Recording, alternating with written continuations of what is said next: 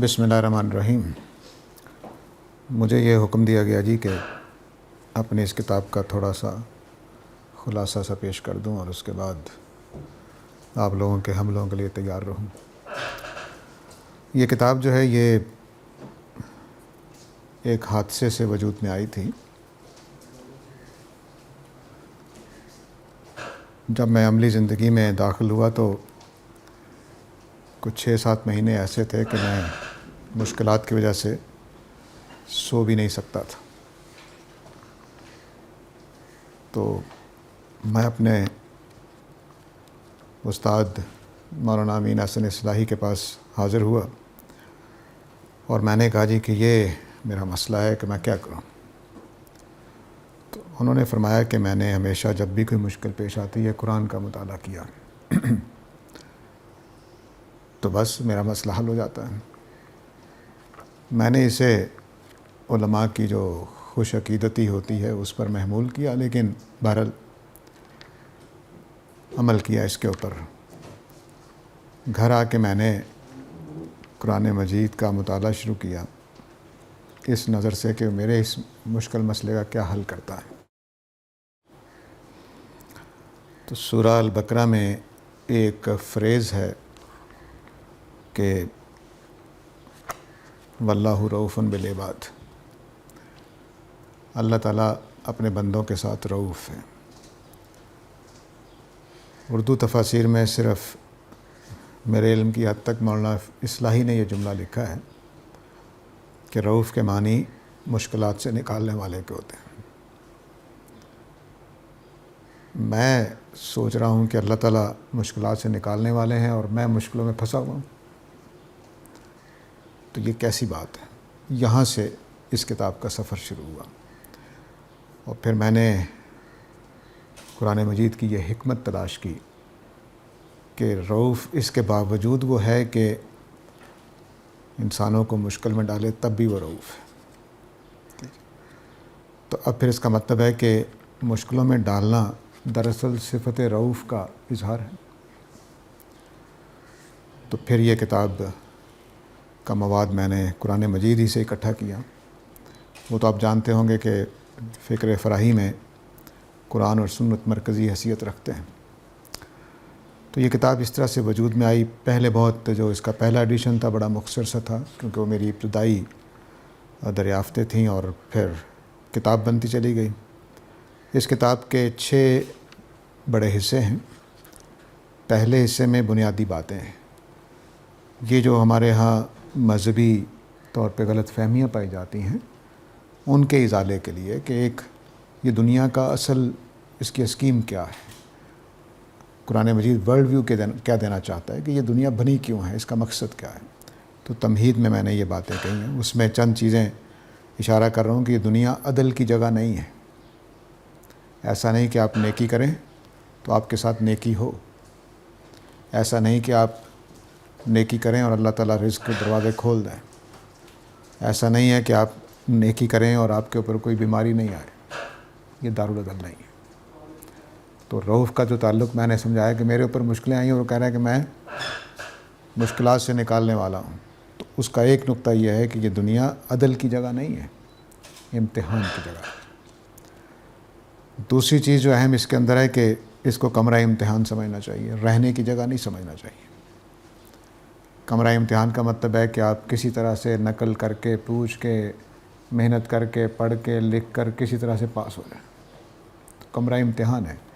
اس کی نفسیات مثال کے طور پر کمرہ امتحان میں آپ کو اس سے دلچسپی نہیں ہوتی کہ آپ کی جو میز کرسی ملی ہے بہت اچھی ہو، اس کے اوپر اچھا ویلوٹ لگا ہو یا کوئی ریکسین لگا ہو اچھی کوالٹی کا، بس اس قابل ہونا چاہیے کہ امتحان دیں اور نکل جائیں، بس یہی ہے۔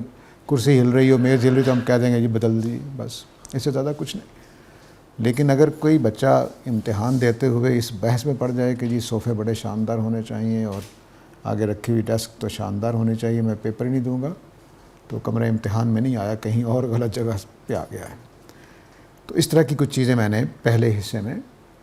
اسی طرح اہم بات اس میں یہ ہے کہ اللہ تعالیٰ ہمارا دشمن نہیں ہے۔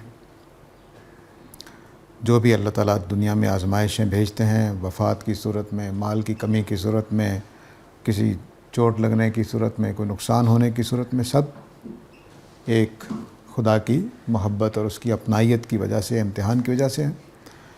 ایک اور اہم نقطہ اس میں یہ واضح کیا ہے کہ یہ دنیا رہنے کی جگہ نہیں ہے، اس لیے اللہ تعالیٰ اس کے اعتبار سے کوئی معاملات نہیں کرتے، خدا کے ہمیشہ پیش نظر آخرت ہوتی ہے۔ ایک اور اہم بات اس میں نے یہ عرض کی ہے کہ اللہ تعالیٰ آپ کو اور مجھے چنتے ہیں۔ اگر آپ کو غربت کے لیے چنا ہے کہ غربت کا امتحان لینا، تو یہ خدا کا چناؤ ہے۔ آپ کو اللہ تعالیٰ نے سارے انسانوں کو چھوڑ کر اس مقصد کے لیے چنا ہے۔ اگر پیسہ دے کر آپ کو آزمانے کا فیصلہ کیا تو پیسے کے لیے چنا ہے۔ علم کی دنیا کے کسی میدان میں آپ کو چن کے امتحان میں ڈالا ہے تو یہ خدا کا چناؤ ہے۔ اس کو اسی معنی میں لینا چاہیے۔ اس سے ایک اور طرح کی زندگی کا آغاز ہوتا ہے۔ تو ایک اور نقطہ میں نے اس میں واضح کیا تمہید میں کہ خدا کی آغوش میں ہوتے ہیں ہم، خدا کی آغوش میں ہوتے ہیں، یعنی خدا ہمیں بھول نہیں جاتا ادھر ادھر کر کے، بلکہ وہ ہمارے ساتھ ہوتا ہے، ہر وقت ہمارے ساتھ۔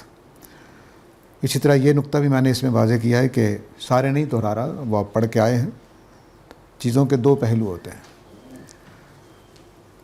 ہر چیز کے۔ نعمت ملی، مشکل ملی، تو ایک تو اس کی آسانیاں ہیں یا مشکلیں ہیں، ایک پہلو یہ ہے، لیکن ساتھ ہی اس کے امتحان اس میں شامل ہیں۔ اس کو الگ سے نہیں سمجھنا چاہیے۔ یہ پہلا حصہ تھا، اس میں نے صرف آپ کے پڑھنے والے ریڈر کے لیے کچھ سمجھ لیجئے کہ جیسے کمرہ نہیں ارینج کرتے ہیں، اس طرح سے میں نے ایک تمہید باندھی ہے کہ اس کتاب کو سمجھنے کے لیے یہ بنیادی باتیں ضروری ہے کہ سمجھ میں آ جائیں۔ اس کے بعد میں نے مشکلات کے اسباب کے اوپر بات کی ہے۔ اس میں اللہ کی طرف سے اسباب کو بتایا ہے۔ یہ اسباب جو ہیں یہ آپ سمجھ لیجئے کہ کچھ 16-17 کے قریب ہیں۔ پہلا سبب تو وہی ہے جو میں ابھی بات کر رہا ہوں، آزمائش کا، خدا یاد دہانی کے لیے، توبہ کا موقع دینے کے لیے، گناہوں کا کفارہ بنانے کے لیے، آفتوں سے نجات دینے کے لیے، جیسے سورہ کہف میں واضح کیا گیا ہے۔ دوسروں کے کسی میرے اوپر مشکل آئے گی دوسروں کی حفاظت کے لیے، دوسروں کے کسی کام کے لیے، میری ترقی کے لیے، میرے اوپر برکتیں نازل کرنے کے لیے، میرے دل کے اندر سے میل نکالنے کے لیے، اللہ کی ذات پر اطمینان پیدا کرنے کے لیے مشکل ڈالتے ہیں۔ اس میں سے جب ہم نکلتے ہیں تو ایک نیا شعور لے کر پیدا ہوتے ہیں، ہماری تربیت کے لیے، دلوں کے اندر سے میل کچیل نکالنے کے لیے، درجات کی بلندی کے لیے۔ اگر میں مشکلیں سہ جاؤں خدا کی خاطر تو درجات بلند ہوتے ہیں، دوسروں کے لیے عبرت و رسوا بنانے کے لیے۔ اگر میرے اوپر کوئی مصیبت آئی ہے تو آپ لوگوں کے لیے عبرت بنے گی، اور مجھے اللہ تعالیٰ نے اس مصیبت سے نکال کر کوئی کامیابی دے دی ہے تو اسوہ بن سکتا ہے کہ اچھا اس نے اس مشکل میں یہ رویہ اختیار کیا تھا۔ جیسے نبی کریم صلی اللہ علیہ وسلم ہمارے لیے اسوہ ہیں، ان کی پوری زندگی، اس طرح ایک دوسرے کے لیے ہم عبرت اور اسوہ بنتے رہتے ہیں۔ دینونت کا نشان، دنیا میں اللہ تعالیٰ نے جو رسولوں کی قوموں پہ عذاب آتا ہے یا مشکل آتی ہے اس کو اپنا نشان قرار دیا ہے۔ اللہ کا تکوینی انتخاب، جتنے بھی لوگ ہم ہیں دنیا میں پیدا ہوتے ہیں، اللہ تعالیٰ کا انتخاب ہوتا ہے کہ اس وقت اس آدمی کو اپنے بھائی ہی کے ذریعے سے آزمانا ہے۔ یہ خدا نے اس طرح سے ایک ایک چیز کا انتخاب، خدا کا چنا ہوا، سوچا سمجھا، پہلے سے تیار کردہ منصوبہ ہے جس کے تحت آپ کو مشکلات میں ڈالا جاتا ہے۔ اس لیے اچھے لوگوں کو اور برے لوگوں کو الگ کرنا ہے، آزمائش ہوتی ہے اس لیے کہ جنتیوں کو الگ کرنا ہے، دوزخیوں کو الگ کرنا ہے۔ لیکن دنیا میں بھی ہمارے ساتھیوں میں، مثلا ہم یہاں بیٹھے ہیں تو کوئی آزمائش آئے گی تو پتہ چل جائے گا کون مخلص ساتھی ہے کون مخلص ساتھی نہیں ہے۔ چنانچہ منافقوں کو اللہ تعالیٰ نے بدر میں الگ کیا، احد میں الگ کیا، غزوہ احزاب کے موقع پر الگ کیا۔ وہ مشکلات جب آتی ہیں تو آدمی بھاگ جاتا ہے، مخلص آدمی کھڑا رہ جاتا ہے۔ اسی طرح زندگی جو اللہ تعالیٰ نے ہمیں دی ہے اس میں ایک بڑا حصہ خلافت کا ہے، اس کے لیے تیار کرتے ہیں اللہ تعالیٰ۔ اس کے بعد ہماری طرف کے اسباب ہیں، اس میں چند موٹی موٹی چیزیں ہیں، غلطی اور گناہ ہماری طرف سے ہوتا ہے، ہمارا مزاج اپنا بگاڑ لیتے ہیں، اس کی وجہ سے مشکلیں آ سکتی ہیں۔ اللہ نے مجھے مشکل ڈالی تھی کہ میں غلطی چھوڑوں، لیکن میں نے غلطی نہیں چھوڑی، لگا رہا۔ اللہ تعالیٰ مزید مشکلیں ڈالتے چلے جاتے ہیں۔ بعض اوقات ہم اچھے معاملات کو چھوڑ دیتے ہیں، اس وجہ سے مشکل آ جاتی ہیں۔ بنیادی دین میں اختلاف کر دیتے ہیں تو اللہ تعالیٰ بعض کا تنبیہ کے لیے مشکلات میں ڈال دیتے ہیں. اس طرح رسول کی قوم اس کا انکار کر دے تو آسمان سے عذاب آ جاتا ہے. یہ ہماری طرف سے مشکل. مطلوب رویے کیا ہے؟ یعنی جب مشکل آئے تو کیا کرنا چاہیے؟ پہلا کام یہ کرنا ہے کہ ہم ہر مشکل کو آزمائش سمجھیں اور پھر آزمائش میں کامیاب ہونے کے لیے کوشش کریں. پہلا کام یہی ہے. کوئی بھی مشکلات، کوئی آسانی آ جائے، دونوں میں. یہ کتاب چونکہ مشکلات کے پہلو سے، تو سچی بات ہے کہ مشکلات اور آسانی، یہ میں نے بیان بھی کیا ہے کہ دونوں برابر ہیں اس اعتبار سے. لیکن بہرحال مشکل میں تکلیف ہوتی ہے، اس لیے ہمیں وہ زیادہ بری لگتی ہے. دوسرا مطلوب رویہ ہے صبر. صبر کا مطلب ہوتا ہے کہ آپ نے مشکلات میں اور آسانیوں میں صحیح رویے، صحیح موقف، صحیح طرز عمل پر قائم رہیں. صبر کا مطلب برداشت کرنا نہیں ہے. برداشت کرنا ایک سمجھ لیجیے کہ پہلا سٹیپ ہے. برداشت کر کے، مثلا آپ نے مجھے گالی دی ہے تو گالی دینا اسلام میں پسند نہیں کیا جاتا، تو میں برداشت کرنے کے بعد آپ کو گالی نہ دوں. یہ ہے صبر. اللہ نے مجھے مشکلات میں ڈالا اور میں خدا پر اپنے ایمان کو نہیں چھوڑا، یہ صبر ہو جائے گا. تو صبر کا معنی ہے اپنے صحیح رویے، صحیح موقف، صحیح طرز عمل پر مشکلوں میں اور آسانیوں میں قائم رہنا. اگر آپ پیسہ زیادہ آ گیا ہے، بگڑ گئے ہیں، تو آپ صبر نہیں کیا. آپ نے مشکلات آ گئی ہیں، آپ بگڑ گئے تو آپ نے صبر نہیں کیا. توبہ. جب بھی کوئی مشکل پیش آئے تو غور کرنا چاہیے کہ کہیں میں نے کوئی ایسا کام تو نہیں کیا کہ اللہ تعالیٰ کی گرفت آئی ہے، تو اس پر توبہ کریں اپنی اس چیز کو سوچ کر. اسی طرح یہ بھی دیکھنا چاہیے کہ میں نے جو حکمت عملی اختیار کی تھی اس کا نتیجہ تو نہیں ہے. میں نے بند گلی میں دکان کھولی تھی، کہا کہ نہیں آ رہا، تو بند گلی میں کہا کیسے آئے گا؟ کوئی لوگوں کو پتہ چلنا چاہیے کہ میری دکان کھل گئی ہے، تو وہ تبھی لوگ آئیں گے. تو اس لیے حکمت عملی میں تبدیلی کرنی چاہیے. جب بھی مشکلیں آئیں تو درجات کی بلندی کی کوشش کرنی چاہیے کہ میں وہ رویہ ظاہر کروں کہ اللہ تعالیٰ مجھ سے راضی ہو جائیں اور بڑے درجے والی جنت مجھے ملے. اور اپنے اندر یہ کوشش کرنی چاہیے کہ آدمی جب مشکلات آئیں تو دیکھنا چاہیے کہ کہیں اللہ تعالیٰ نے میرے دل کے میل تو نمایاں کرنے کے لیے نہیں کیا. بعض اوقات آدمی کے لیے آئینہ بن جاتا ہے کہ میں اس مشکل میں کامیاب نہیں ہوا تو میرے اندر یہ کمزوری ہے. میں اپنے آپ کو اس موقع پر روک نہیں سکا تو میرے اندر یہ کمزوری ہے. یعنی جب آپ کو غصہ آ گیا کسی کے کہنے پر کچھ، تو سمجھ لیجئے کہ آپ غصے والے آدمی ہیں اور غصے کو آپ نے آئندہ کنٹرول کرنا ہے. تو مشکلات اس لیے بھی آتی ہیں کہ میرے اندر کے جو میل ہیں وہ میرے اوپر نمایاں کیے جاتے ہیں تاکہ میں ٹھیک ہو جاؤں. اس کے بعد چوتھا چیپٹر جو ہے اس میں آزمائش میں کامیابی کے ذرائع. ذرائع کا مطلب ہے کہ کون سی چیزیں میں استعمال کروں، اپنے پاس پیدا کر لوں تاکہ میں کامیاب ہو جاؤں. اس میں پھر پہلی چیز صبر ہے. آزمائش کی حکمتوں کا علم جو پیچھے ہم نے 2 چیپٹر میں پڑھا ہے کہ آزمائشیں کیوں آتی ہیں، اس کو سمجھ لینا چاہیے. اگر آپ کو اس کا علم نہیں ہے تو آپ اس میں کامیاب نہیں ہو سکتے. نماز، تہجد خاص طور سے، اس کچھ چیزیں میں نے مزید سمجھائی ہیں اس کے اندر کہ وہ جو بنیادی باتوں میں کچھ رہ گئی تھی وہ یہاں آ کر بیان کی ہیں تاکہ ایک نئے زاویے سے آپ چیزوں کو دیکھیں. مثلا پائی ہوئی نعمتوں کا تذکرہ. جب بھی ہمارے اوپر کوئی مشکل آتی ہے تو وہ ایک ہوتی ہے اور کروڑوں ہمارے پاس اچھی چیزیں ہوتی ہیں. سر درد ہو رہا ہے، ہمارا جسم ٹھیک ہے، گھر میں کھانا موجود ہے، فریج میں ٹھنڈا پانی موجود ہے، سر درد ہو رہا ہے، تو بجائے اس کے کہ ایک چیز کو لے کر بیٹھ جائیں، باقی جو کروڑوں چیزیں ہیں اس کو بھی تو ذہن میں رکھنا چاہیے. تو اس طرح سے جو نعمتیں ہمارے پاس ہوتی ہیں، اور دکھڑے صرف خدا کو سنانے چاہیے، لوگوں کو نہیں، ہمیشہ یاد رکھیں. اسی طرح خدا کی صفات اور سنن کا علم ضروری ہے، وہ آپ اس میں پڑھ سکتے ہیں. مختصر طور پر میں نے تعارف کرا دیا ہوا ہے. اور یہ بھی یاد رکھیے کہ ناانصافی جو ہے وہ رحمت کے خلاف ہے. اللہ تعالیٰ رحمت کریں گے تو اس کا مطلب ہے کہ پورا انصاف کریں گے. اس چیز کو سمجھنا چاہیے اور ہمیشہ سمجھیں کہ یہ جتنی بھی چیزیں ہیں یہ میرے لیے کفارہ بن جائیں گی، گناہوں کو جھاڑ دیں گی. اس طرح کی چیزیں سامنے رکھنی چاہیے. اب کامیابی کے چند پہلو، یہ اس کتاب کا سب سے نادر حصہ ہے.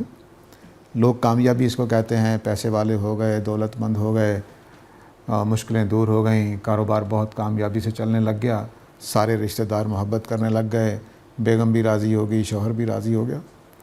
میں نے کامیابی کو بیان کیا ہے نیکی پر قائم رہنا، کہ جب آپ مشکلات کے موقع پر نیکی پر قائم رہ گئے ہیں تو سمجھیے کہ آپ آزمائش میں کامیاب ہو گئے ہیں. آپ نے عدل کر دیا ہے, عدل پر قائم رہے ہیں تو آپ کامیاب ہو گئے ہیں. آپ نے جس کے ساتھ حسن سلوک کرنا تھا اس حسن سلوک کو انجام دے گئے ہیں مشکل کے باوجود, برے رویے کے باوجود, تو سمجھیے کہ آپ کامیاب ہو گئے ہیں. آپ خدا کی طرف سے مشکلات آنے کے باوجود خدا سے بدظن نہیں ہوئے, شرک نہیں کر بیٹھے, تو آپ سمجھیے کامیاب ہو گئے ہیں. اللہ سے مایوس نہیں ہوئے تو سمجھیے کامیاب ہو گئے ہیں. یہ اس طرح کی کچھ چیزیں میں نے اس میں بتائی ہیں تاکہ کامیابی کا معیار کیا ہے مسلمان کا, وہ نہیں ہے جو دنیا والوں کا ہوتا ہے. آخری چیپٹر میں پھر میں نے مشکلات کے لیے دعائیں ذکر کی ہیں کہ وہ بھی آپ یاد کر لیں, اس میں بڑی بصیرت ہے. نبی کریم صلی اللہ علیہ وسلم کی دعائیں ہیں, جتنی آپ کو پسند ہوں, ساری یاد کرنے کی ضرورت نہیں. آخر پہ میں نے 2 ضمیمے اس میں ڈالے ہیں. وہ ہوا یہ تھا کہ ایک سمپوزیم تھا لمز کے طلباء کے, اس میں نے ایک مقالہ پڑھا تھا. تو اس میں نے پہلے مقالے میں ذکر کر دیا تھا کہ دنیا میں جو آزمائشیں آتی ہیں, تو انہوں نے پھر کہا کہ پرابلم آف ایول جو ہے اسی کی وجہ سے اس وقت سب سے زیادہ خدا کا انکار ہوتا ہے. تو آخر پہ میں نے یہ ایک ضمیمہ سب ڈالا ہے کہ اپینڈکس کہہ لیجئے, مسئلہ شر اور انکار خدا کے نام سے.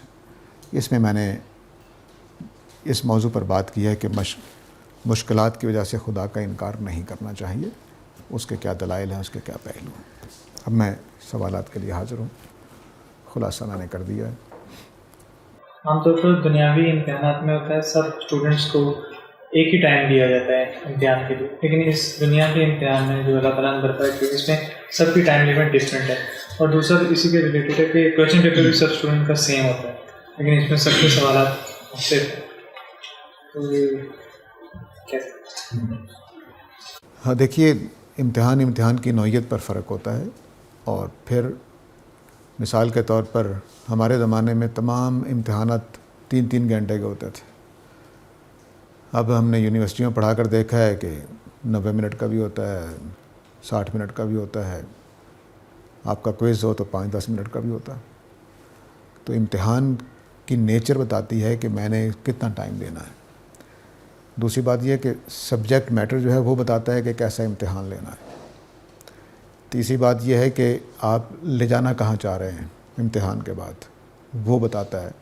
ایک کورس میڈیکل کا آپ 5 سال میں کر لیتے ہیں, اور ایک کورس 4 سال میں, اور ایک کورس 2 سال میں. تو اس اعتبار سے ہر آدمی کا امتحان مختلف ہو سکتا ہے. مثلا ڈاکٹری کرنے والا ہو سکتا ہے کہ 16 سال کی ایج میں 16 سال پڑھنا پڑے, اور پی ایچ ڈی کرنے والے کو ہوتا ہے آج کل 18 سال پڑھنا پڑے. تو وہ مختلف ہوگا ٹارگٹ اور امتحان کے پیش نظر. تو اس لیے اللہ تعالیٰ نے میرے اور آپ کے لیے جو امتحان چنا ہے اس میں جتنا ٹائم چاہیے اتنا دیا گیا. وہ انصاف کے مطابق ہے. ایسا نہیں ہوگا کہ کل آپ کہہ سکیں کہ مجھے بھی 10 سال صرف ملتے تو میں کامیاب ہو جاتا, یہ نہیں کہہ سکیں گے. قرآن مجید نے ایک اصول ہمیشہ کے لیے واضح کر دیا ہوا ہے کہ قیامت والے دن کسی پر ذرہ برابر بھی ظلم نہیں ہوگا. اگر کسی کو 50 سال دھکے کھانے کے بعد جنت ملی ہے تو وہ 50 سال کے دھکے کھانے کے برابر ملے گی. ٹھیک ہے. اور اب یہ کہ ایک آدمی کو 10 سال میں بعد بھی جنت مل گئی اور ایک 50 سال میں, اس میں اللہ تعالیٰ انصاف کیسے کریں گے, وہ وہاں قیامت والے دن واضح ہوگا. کیونکہ اس کی قرآن مجید نے کہا ہے کہ میں سری الحساب ہوں, تم نہیں ہو. تو وہ وہیں جا کر واضح ہوگا. لیکن بنیادی اصول یہ یاد رکھیے کہ وہاں کسی پر ناانصافی نہیں ہوگی. دوسرا کیا پہلو تھا آپ کے سوال کا؟ اس میں ٹائم لمٹ کا تھا کہ اس میں تھرڈ میں پہلے ایڈ کروں, مجھے ذہن میں آ گیا کہ ٹائم لمٹ جو اینڈ ہوتا ہے امتحان وہ بھی سب کا ڈفرینٹ ہے. اس میں جیسے پیپر ٹائم تو میں نے بتا دیا, پیپر سب کا ڈفرینٹ, دونوں اکٹھی باتیں جواب ہو گیا. لیکن دونوں اگر ہو گئے, تیسرا پہلو کیا ہے نہیں تھا. تو اس میں آپ کے امتحان, آپ کے موضوعات, آپ کے سبجیکٹ کے لحاظ سے امتحان مختلف ہو سکتا ہے, ٹائم بھی مختلف ہو سکتا ہے, لیکن اینڈ رزلٹ عدل کے اوپر ہوگا. تو ڈاکٹر بننے والے کو ڈاکٹری کی جب ڈگری ملتی ہے اور جو ایم اے کرنے والے کو ایم اے کی ڈگری ملتی ہے تو ناانصافی نہیں کہا جاتا اس کو, کیونکہ دونوں نے الگ الگ کورس کیا, دونوں نے الگ الگ مشکلیں صحیح ہیں, تو اس لیے دونوں کی ڈگری بھی ڈفرینٹ ہے. ہاں اگر ماسٹر کرنے والے کو بھی ڈاکٹری کی ڈگری دی جائے اور ڈاکٹری کرنے والے کو بھی, تو یہ ناانصافی ہو جائے گی. تو جو اینڈ رزلٹ آپ کو مل رہا ہے وہ انشاءاللہ عدل کے تسلی بخش ہوگا، صرف عدل کے مطابق نہیں ہوگا. سر اس میں ہم خود امتحان پک اینڈ چوز نہیں کرتے، یعنی اس میں تو ہے کہ میں نے کون سا کورس پڑھنا ہے، میری دلچسپی ہے، تو اس میں تو بس امتحانات آ جاتے ہیں، آزمائشیں آ جاتی ہیں، وہ ہر نوعیت کی آ سکتی ہیں. یہ کس طرح جسٹیفائی ہو سکتا ہے؟ ہاں، بہت اچھا سوال کیا آپ نے. قرآن مجید نے اس بات کو موضوع بنایا ہے سورہ احزاب کے آخر پہ کہ میں نے تمام مخلوقات کو یہ بات پیش کی کہ وہ میری امانت کا بوجھ اٹھائیں گے کہ نہیں اٹھائیں گے. تو قرآن بھی کہتا ہے کہ سب ڈر گئے لیکن انسانوں نے اس بوجھ کو اٹھا لیا. اس آیت سے میں کچھ باتیں، یہ میرا قیاس ہے یا میرا فہم ہے، قرآن کے الفاظ کے اندر نہیں ہے. میں یہ سمجھتا ہوں کہ جتنے لوگ اب نارمل پیدا ہوتے ہیں کہ عقل ان کے کام نہیں کرتی، امتحان دینے کے قابل نہیں ہوتے، انہوں نے اس موقع پر انکار کیا تھا کہ ہم امتحان نہیں دیں گے. جو بچپن میں فوت ہو جاتے ہیں انہوں نے انکار کیا تھا کہ ہم امتحان نہیں دیں گے. باقی لوگ جو ہیں وہ امتحان دے رہے ہیں جو بالغ عمر کو پہنچ جاتے ہیں. اب میں یہ بھی قیاساً کہہ سکتا ہوں کہ میں نے اور آپ نے جو آزمائش اس وقت ہم جن آزمائشوں سے گزر رہے ہیں غالباً وہ بھی ہم نے ہی چنی تھی غالباً. اس کی وجہ یہ ہے کہ یہ عجیب و غریب میرا مطالعہ ہے انسانوں کا کہ تمام انسان اپنی اپنی آزمائش کے قابل بنائے گئے. یہ عجیب و غریب بات ہے. دیکھ لیجئے، اس نظر سے کبھی انسانوں کا مطالعہ کیجئے کہ ایک آدمی کو جس طرح کی مشکل ڈالی گئی وہ اس کی صلاحیت رکھتا ہے کہ اس میں سے نکل جائے. یہ عجیب بات ہے. یا اس نظر سے انسانوں کو دیکھ کر دیکھیے. میں نے میرے 7 بھائی ہیں، ان کو میں نے قریب سے دیکھا ہے ساری زندگی. تو جب ان کے اوپر کوئی آزمائش آتی ہے تو وہ مجھ سے ڈیفرنٹ ہوتی ہے، اور میں خیال بھی نہیں کر سکتا کہ جو میرے بھائی نے رویہ اختیار کیا وہ میں کر سکتا ہوں. وہ کر کے نکل گیا اس میں سے. میں ہوتا تو شاید کچھ غلط کر کے کام خراب کر لیا ہوتا. تو اس سے مجھے اندازہ ہوتا ہے کہ جس طرح کی مشکلیں اللہ تعالیٰ ڈالتے ہیں یا ہم نے جو چوز کی اپنے لیے اس وقت، اس کے مطابق اللہ نے ہمیں بنایا. لیکن سر اس پہ جو ہماری یاد سے محو کرتی ہے معاملہ سے، اور اس سے پھر زیادہ جو کنفیوژن نہیں پیدا ہوتی ہمارے یہاں. یا اصل میں امتحان کے لیے ضروری تھا کہ آپ کو بھلا دیا جائے. اگر آپ کو یاد رہتا تو آپ انحراف نہ کر سکتے. تو انحراف کرنے کی آزادی دینے کے لیے 2-3 چیزیں کی گئی ہیں. ایک یہ کہ عہد الست اور عہد امانت کا سارا صرف آپ کو اس کے اثرات موجود ہیں. مثلا آپ کو یہاں پہ زخم کا نشان ہو لیکن آپ کو یاد نہ ہو چوٹ کب لگی ہے، تو اس طرح سے ہوا ہے. اس دونوں واقعات کے نتائج اور اثرات ہمارے اندر موجود ہیں لیکن وہ واقعہ ہمیں یاد نہیں ہے. جتنے بھی واقعات ہوئے 4-5 چیزیں ہیں جو اللہ تعالیٰ نے پیدائش سے پہلے کی ہیں وہ ہمیں یاد نہیں ہیں لیکن اس کے اثرات ہیں. میں اور آپ، میرے اور آپ کے ضمیر کی جو آواز ہے، خواہ وہ فرائڈ کے مطابق سوسائٹی نے پیدا کی ہو یا ایوولوشن سے پیدا ہوئی ہو یا ہمارے مذہبی مقدمے کے مطابق اللہ نے رکھی ہے، اس کا ایوالو کر جانا اس بات کی نشانی ہے کہ میں کچھ چیزوں کو امتحان کے طور پر لیتا ہوں. تو وہ اسی کی یاد ہے کہ امانت میرے پاس ہے. اب میں ہر موقع پر اس کو سمجھتا ہوں کہ میرا امتحان ہو رہا ہے. تو یہ اس کی یادیں ہیں. اب بھلانے کا کئی چیزیں ہم بھول جاتے ہیں. میں آپ سے اگر پوچھوں کہ میٹرک کی اگر آپ نے چلے فلسفہ پڑھا ہے آپ نے، تو فلاسفی کے پہلے چیپٹر کی 2 لائنیں مجھے سنا دیجیے. لیکن وہ 2 لائنیں آپ کے اوپر اثر ڈال گئی ہوئی ہیں. تو ایسے ہی ہر علم جتنے بھی ہم نے سیکھے، یہاں سارے طالب علم بیٹھے ہوئے ہیں اور اسکالرز بھی بیٹھے ہوئے ہیں، تو انہوں نے جو کچھ سیکھا ہے وہ لفظ پہ لفظ نہیں یاد ہوگا. کلاسز پوری یاد نہیں ہوں گی. میں آپ سے پوچھوں آپ نے میٹرک میں کتنی کلاسز اٹینڈ کی تھی، نہیں یاد ہے، لیکن وہ کلاسز آپ کو بنا گئی ہیں جو بنانا تھا انہوں نے. بس اس طرح ہے. تو اب کوئی آدمی کو اگر یاد نہ ہو، اپنی ولادت یاد نہ ہو، اپنے پہلے 2 سال یاد نہ ہو، بلکہ مجھے بتائیے کہ پرسوں آپ نے دوپہر کو کیا کھایا تھا یاد نہ ہو، تو اس کا مطلب یہ نہیں کہ آپ نے کھانا نہیں کھایا تھا. تو یہ یادیں کوئی چیز نہیں ہے، اصل چیز اس کے اثرات ہیں. تو آپ کیا ضمیر اور میرا ضمیر اس بات کی گواہی دیتا ہے کہ ہم تیار کیے گئے ہیں اس کام کے لیے. جی سر، ایک حدیث آپ نے لکھی اپنے کتابچے میں کہ اللہ تعالیٰ فرماتے ہیں کہ ابن آدم مجھے اس وقت اذیت ہوتا ہے جب وہ زمانے کو برا کہتا ہے، جبکہ زمانہ میں ہی ہوں، یعنی ہر کام میرے ہی ہاتھ میں ہے. اور دن رات کی الٹ پھیر بھی میں نہیں کرتا ہوں. سر اس میں زمانہ تھوڑا ایکسپلین. اصل میں زمانے کے کئی معنی ہیں. ایک ٹائم اس کا مطلب ہے، اور ایک اس زمانے ہم بولتے ہیں بڑا زمانہ بڑا خراب ہو گیا. کیا مراد ہے اس سے؟ دنیا، لوگ مراد ہیں زمانے سے. اسی طرح زمانہ میرے اوپر آج کل بڑے برے دن گزر رہے ہیں، حالات. ٹھیک ہے، تو دن بول کر میں نے حالات مراد دیا. تو عربی میں بھی یہ زمانہ حالات کے معنی میں بھی آتا ہے، برے وقت کے معنی میں بھی آتا ہے، اور لوگوں کے معنی میں بھی آتا ہے. تو اس حدیث میں زمانہ بمعنی حالات لیا گیا. تو حالات کو گالی نہیں دینی چاہیے. برے حالات جب آئیں تو خدا کا امتحان ہے، اس کو امتحان کے طور پر دیکھنا چاہیے. جی آگے کیا کہہ رہے ہیں؟ اس میں یہ ایسا ہوتا ہے نا کہ آپ جس دور میں ہم لوگ جی رہے ہیں، یہ پوسٹ بھی کہلاتا ہے، پوسٹ ماڈرنزم بھی کہلاتا ہے. تو اس میں ہم لوگ اگر اپنے آپ کو دیکھیں تو مس فٹ بندہ اپنے آپ کو فیل کرتا ہے، جو بھی مذہبی آدمی ہے. تو یہ زمانہ بھی اسی کیٹیگری میں آئے گا کہ ہمیں ایسے بھی برا نہیں کہنا چاہیے کہ مٹیریلسٹک زمانہ ہو گیا ہے، یا اب سچ کی کوئی ویلیو نہیں رہی ہوتا. آپ کے جتنے فلسفوں کے ذریعے سے پیدا ہونے والے اعتبار ہیں، یا ہمارے تمدن کی ترقی کے ذریعے سے پیدا ہوئے، مثلا پرانا زمانہ ایگریرین پیریڈ اور ہنٹنگ والا زمانہ، اور اب ماڈرنزم، پوسٹ ماڈرنزم کا زمانہ، یا یہ ایجادات والا زمانہ، الیکٹرانکس میڈیا والا زمانہ، یہ سارے اللہ کی طرف سے ہیں. تو آپ مس فٹ ہیں تو اس کی وجہ یہ ہے کہ کچھ کام آپ نے نہیں کیے ہوں گے، کوتاہیاں ہوں گی، یا کچھ زیادہ کام کر لیے ہوں گے جس کی وجہ سے مس فٹ ہو گئے.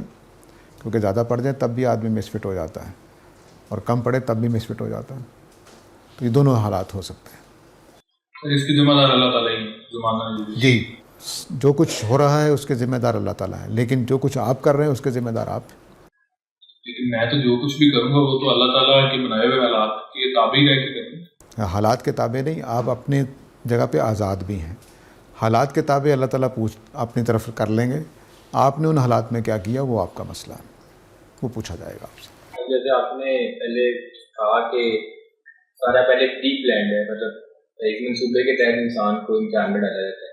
تو کیا اس میں انسان رسپونڈ کیسے کرتا ہے، اس کا کیا ریئیکشن ہوتا ہے؟ یہ بھی پری پلانڈ ہوتا ہے، کیونکہ دیکھا جائے چین اگر کسی کو میری ضرورت ہے تو امتحان میں وہ گیا اور اسے کوئی ضرورت پڑی تو وہ میرے پاس آیا، آگے میرا امتحان شروع ہو گیا کہ میں اس کی مدد کرتا ہوں یا نہیں کرتا. تو مطلب ایک سائیکل نہیں چل رہا، ایک چین چل رہا. جی ہاں، اصل میں جو اللہ تعالیٰ نے دنیا بنائی میں اس کو سمجھانے کے لیے عام طور سے ویڈیو گیم کی مثال دیا کرتا ہوں. ویڈیو گیم جو ہے وہ پوری طرح سے ڈٹرمنٹ ہے، ہر چیز اس میں لکھی ہوئی ہے. لیکن میں کھیلنے جاؤں تو نتیجے اور نکلیں گے، آپ کھیلنے جائیں تو نتیجے اور نکلیں گے، کہ آپ کی مہارت، آپ کے کھیلنے کے طریقے سے رزلٹس بدل جاتے ہیں. تو یہ دنیا بھی اللہ تعالیٰ نے اس طرح سے بنائی ہے کہ اس کے بہت ساری چیزیں فکس ہیں، لکھی ہوئی ہیں، لیکن وہ آپ کے کھیلنے کے انداز سے ڈیفرنٹ ہوتی چلی جاتی ہیں. تو جو آپ کا کھیلنا ہے وہ آزادی ہے، وہاں تقدیر نہیں ہے. تو اللہ تعالیٰ، میں نے کئی دفعہ پہلے بھی عرض کیا ہے دوسری مجالس میں بھی، لیکن آپ لوگوں کے ساتھ پہلی دفعہ بات کر رہا ہوں کہ قرآن مجید سے یہ معلوم ہوتا ہے کہ تقدیر کم از کم ہر آدمی کے لیے 2 آپشن کے ساتھ لکھی جاتی ہے. کم از کم 2 آپشن کے ساتھ، زیادہ بھی ہو سکتے ہیں. تو اس لیے میں کہہ رہا ہوں کہ نبی کریم صلی اللہ علیہ وسلم کی جو قرآن مجید نے بتائی ہے تقدیر بحیثیت رسول، وہ 2 نکات پر مبنی تھی. ایک یہ تھا کہ نبی کریم صلی اللہ علیہ وسلم کے بارے میں 3 مقامات پہ اللہ تعالیٰ نے بتایا کہ یا ہم تمہیں متوفی کر دیں گے، یا ہم آپ کو وہ دکھائیں گے جو اس وقت تاریخ کا حصہ ہے. تو نبی کریم صلی اللہ علیہ وسلم کی 2 تقدیریں لکھی ہوئی. اگر قریش مکہ ایمان نہ لائے، حضرت نوح اور حضرت لوط والی قوم والا رویہ اختیار کیا، تو ہم آپ کو متوفی کریں گے حضرت عیسیٰ کی طرح، اور ان کو تباہ کر دیں گے. دوسری تقدیر یہ تھی جو اس وقت تاریخ کا حصہ. تو 2 تقدیریں آپ کے لیے لکھی ہوئی تھیں. تو اگر قریش مکہ وہ رویہ اختیار کرتے تو وہ ہو جاتا جو حضرت عیسیٰ کے ساتھ ہوا یا حضرت نوح کے ساتھ ہوا، اور اگر انہوں نے ایمان لے آئے ہیں تو نبی صلی اللہ علیہ وسلم کی تاریخ ایک اور ہے. تو اس طرح سے میرے اور آپ کے ساتھ بھی تقدیر کم از کم 2 حصے لکھے ہوئے ہیں، 2 آپشن لکھے ہوئے ہیں کہ مثلا ساجد پڑھے گا تو ڈاکٹر بن جائے گا، نہیں پڑھے گا تو موچی بن جائے گا، لکھا ہوگا. اب یہ 4 5 20 ہو سکتے ہیں، 200 ہو سکتے ہیں، لیکن کم از کم 2 ہوں گے. چنانچہ پاکستان میں کتنے ہی آئنسٹائن ہیں جو موچی فوت ہوتے ہیں.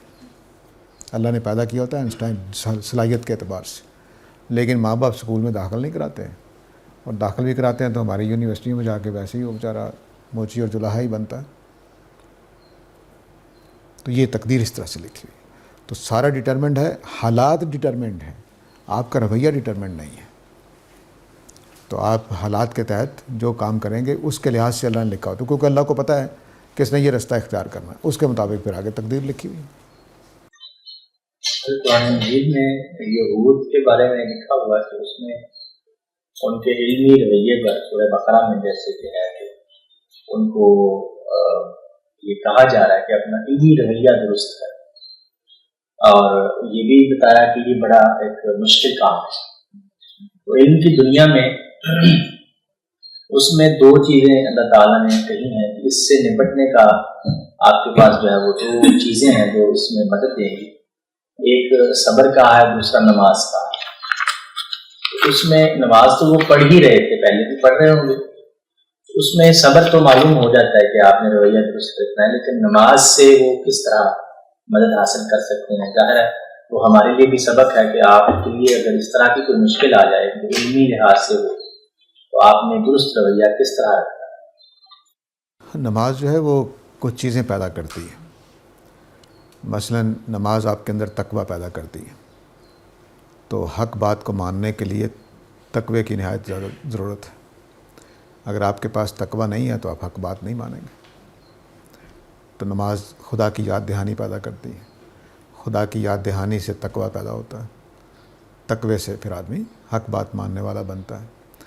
نماز میرے اندر عاجزی پیدا کرتی ہے, عاجزی پیدا کرتی ہے تو میری انا کمزور ہوتی ہے, انا کمزور ہوتی ہے تو میں اس میں شرم محسوس نہیں کرتا کہ آپ نے اگر حق بات کہی ہے تو تسلیم کر لوں. تو نماز کے اس طرح کے فائدے ہیں جس کی ذریعے سے نماز اگر اپنا فیضان آپ کو نہیں دیتی تو اس کی وجہ یہ ہمیں نہیں دیتی کہنا چاہیے, تو اس کی وجہ ہے کہ ہم نماز صحیح پڑھتے ہی نہیں ہیں. لیکن جو صحیح نماز پڑھے گا اس کے یہ فیضان اس پر ہوتے رہیں گے. اس طرح حوصلہ بڑھاتی ہے. نماز عجیب و غریب چیز ہے کہ جب آپ تنہا ہوں, کبھی مشکلات میں گرے ہوئے ہوں اور پھر نماز پڑھیں تو آپ کو ایک حوصلہ دیتی ہے. حوصلہ آپ کو اس قابل کرتا ہے کہ آپ بڑے بڑے کام کر سکیں, تب آپ حق کو تسلیم کر سکتے ہیں. تو اس طرح سے نماز جو ہے وہ بھی ایک مددگار چیز ہے. ہر نیکی کہہ لیجئے کہ دوسری نیکیوں کے لیے مددگار ہے. ہر نیکی, نماز ان میں سب سے زیادہ ہے, کیونکہ آپ خدا سے براہ راست جڑتے ہیں. ہماری چونکہ بدقسمتی یہ ہے کہ ہمیں عربی نہیں آتی ہوتی, نماز بھی ہم ٹکرے مار کے آ جاتے ہیں, گئے بس پڑھ کے آ گئے, اور عادت بن جاتی ہے نماز ہماری, اس میں تازگی نہیں رہتی, تو اس لیے اپنے اثرات بھی کم ڈالتی ہے. لیکن بلکہ بعض اوقات الٹے بھی ڈال دیتی ہے. یعنی نماز میں عاجزی کی بجائے تکبر پیدا ہونا شروع ہوتا ہے. نمازی آدمی میں تقوی کی بجائے رعونت پیدا ہونی شروع ہو جاتی ہے. تو وہ بھی خرابیاں پیدا, کیونکہ وہ ہم نماز کو لے دوسری طرح سے رہے ہوتے ہیں. ہم خدا کی نماز نہیں پڑھ رہے ہوتے, بلکہ ہم نیک کہلانے کے لیے نماز پڑھ رہے ہوتے ہیں. اس کے پھر اپنے اثرات ہونے شروع ہو جاتے ہیں. اس میں آپ نے شر کے پہلو سے یہ لکھا ہے زمینے میں کہ اس میں ایک سوال کو آپ نے ایڈریس کیا ہے کہ بچے جو ہیں وہ فوت ہو گئے ہیں تو یہ والدین کے لیے آزمائش ہے, اس کا آپ یہ جواب ہے. لیکن ہم دیکھتے ہیں کہ جانور جو ہیں ان میں بھی بچے بھی مر جاتے ہیں, لنگڑے بھی پیدا ہو جاتے ہیں, معذور بھی پیدا ہو جاتے ہیں. تو انسان کے لیے تو وہ امتحان ہے, لیکن جانوروں میں بھی وہ چیز سیم, جہاں بھی امتحان نہیں بھی ہے وہاں پر بھی وہ چیز جاری ہے. ان کا اس سے کیسے کریں؟ اچھا سوال ہے. میں نے اس ضمیمے میں جو اصل جواب دیا ہے وہ خدا کا پردے میں رہنا ہے. تمام مشکلات جو معصوم لوگوں پہ آتی ہیں, یا تاکہ پردہ نہ اٹھ جائے, پردہ اٹھنے سے اللہ تعالیٰ بچنے کے لیے کہ کہیں اگر جانور کے اوپر مصیبت نہ آتی تو اس کا مطلب تھا کہ جانور تو محفوظ ہیں, تو پتہ چل جانا تھا کہ خدا پیچھے موجود ہے. معصوم بچوں پر مصائب نہ آتے تو پتہ چل جانا تھا کہ بھئی انہوں نے برائی نہیں کی اس لیے کوئی مصیبت نہیں آئی. تو خدا کا ہونا اور خدا کا نیکی اور بدی کے معاملات کو دیکھنا یہ واضح ہو جانا تھا. تو اس لیے دنیا میں نیکیوں پر اور برائیوں پر دونوں پر کامیابی ملتی رہتی, ناکامی ملتی رہتی. تو اصل چیز یہ ہے کہ خدا کہیں دکھائی نہ دے. اصل وجہ یہ ہے سارے چیزوں کو چھپانے کی मासूमों पर मुसीबतें आने की, जानवरों के ऊपर ज़लज़ले आकर पूरी कौम को तबाह कर देने के पीछे सिर्फ़ एक ही चीज़ है, उसमें नेक भी मारे गए, बद भी मारे गए। सिर्फ़ एक ही है कि ये सवाल कायम रहे कि अल्लाह है कि नहीं है, अल्लाह है कि नहीं है। क्योंकि अगर अल्लाह है यकीनी मामले में साबित हो जाए तो कोई एथीस्ट पैदा नहीं हो सकता, बल्कि मैं नमाज भी क्यों नहीं छोड़ सकूँगा, फिर ये इम्तिहान नहीं रहेगा। तो असल वजह उसकी है, वो एक ज़िमनी जवाब है कि भाई बच्चों के लिए जब, क्योंकि मैं गुर्दे का पेशेंट हूँ, गुर्दे की पथरी का बचपन से, तो उसकी तकलीफ़ें बहुत सही हैं, रात सारी सारी जागता रहा हूँ बाज़ औक़ात। लेकिन जब मेरा बेटा बीमार हुआ तो मेरे लिए तकरीबन नाकाबिल बर्दाश्त था। हालांकि मैं उससे ज़्यादा मुसीबतें देख चुका हूँ, लेकिन बच्चे की बीमारी एक और तरह का असर था। तो वो मैंने उसको बयान किया कि ये भी पहलू हैं, लेकिन ये जुज़वी पहलू हैं। असल पहलू यह है कि खुदा दिखाई ना दे, और इंसान को इतना बासलाहियत बनाया गया अल्लाह ताला ने। मैंने उसमें लिखा है कि वो दबीज़ पर्दों के पीछे, 7 दरवाज़ों के पीछे झांक के खुदा तक पहुँचता है। लेकिन वो 7 पर्दे लगाए गए हैं, 7 दरवाज़े लगाए गए हैं ताकि समझदार आदमी पहुँचे। और रेडी वाला भी समझदार है और बर्टन रसल भी समझदार है, लेकिन बर्टन रसल के ऊपर अकल का दरवाज़ा बंद हो जाता है, रेडी वाले पर खुला रहता है। ये हमेशा याद रखिए, क्योंकि वो प्रॉपर सेंस बना लेता है अपनी। जैसे इस कमरे को देखकर एक इंजीनियर और तरह से देखेगा, नहीं जी ये काम अच्छा नहीं हुआ, ये बहुत अच्छा हुआ, मेरे आपके लिए बस खूबसूरत कमरा है। तो इंजीनियर की एक प्रॉपर सेंस बनती है जो उसको आम कॉमन इंसानों से उठा देती है। तो फ़लसफ़ी एक प्रॉपर सेंस में जीने लग जाते हैं, माजरत के साथ आपसे। तो जब वो जीने लग जाते हैं तो फिर वो एक तरह से देखते हैं सारी चीज़ों को। अल्लामा इकबाल अपने बारे में कहा करते थे कि जब तक आप फ़लसफियाना असलूब में बात बयान ना करें मुझे समझ नहीं आती। आपको आती है ना गैर फ़लसफियाना तरीके से, इसलिए कि आपका वो उस तरह से माइंड सेट नहीं बना जिस तरह से इकबाल का बन गया हुआ था। तो किसी भी डिसिप्लिन की ये सबसे बड़ी ख़राबी होती है कि वो अपने पढ़ने वाले को अगर उसी में बिठा देता है, और फ़लसफ़े में ये ताकत है, डॉक्टरी में, इंजीनियरिंग में ये ताकत नहीं है कि वो आपको एक अपने सांचे में ढाल दे। फ़लसफ़ा इतना ताकतवर डिसिप्लिन है कि वो अपने सांचे में ढाल देता है। चुनांचे अक्सर फ़लसफ़े एक आंख से बेना नहीं रहते हैं, वो एक तरह से देखने लग जाते हैं। ये मैं मजाक नहीं उड़ा रहा हूँ, हकीकत बता रहा हूँ कि वो एक ज़ाविये से चीज़ों को देखने लग जाते हैं।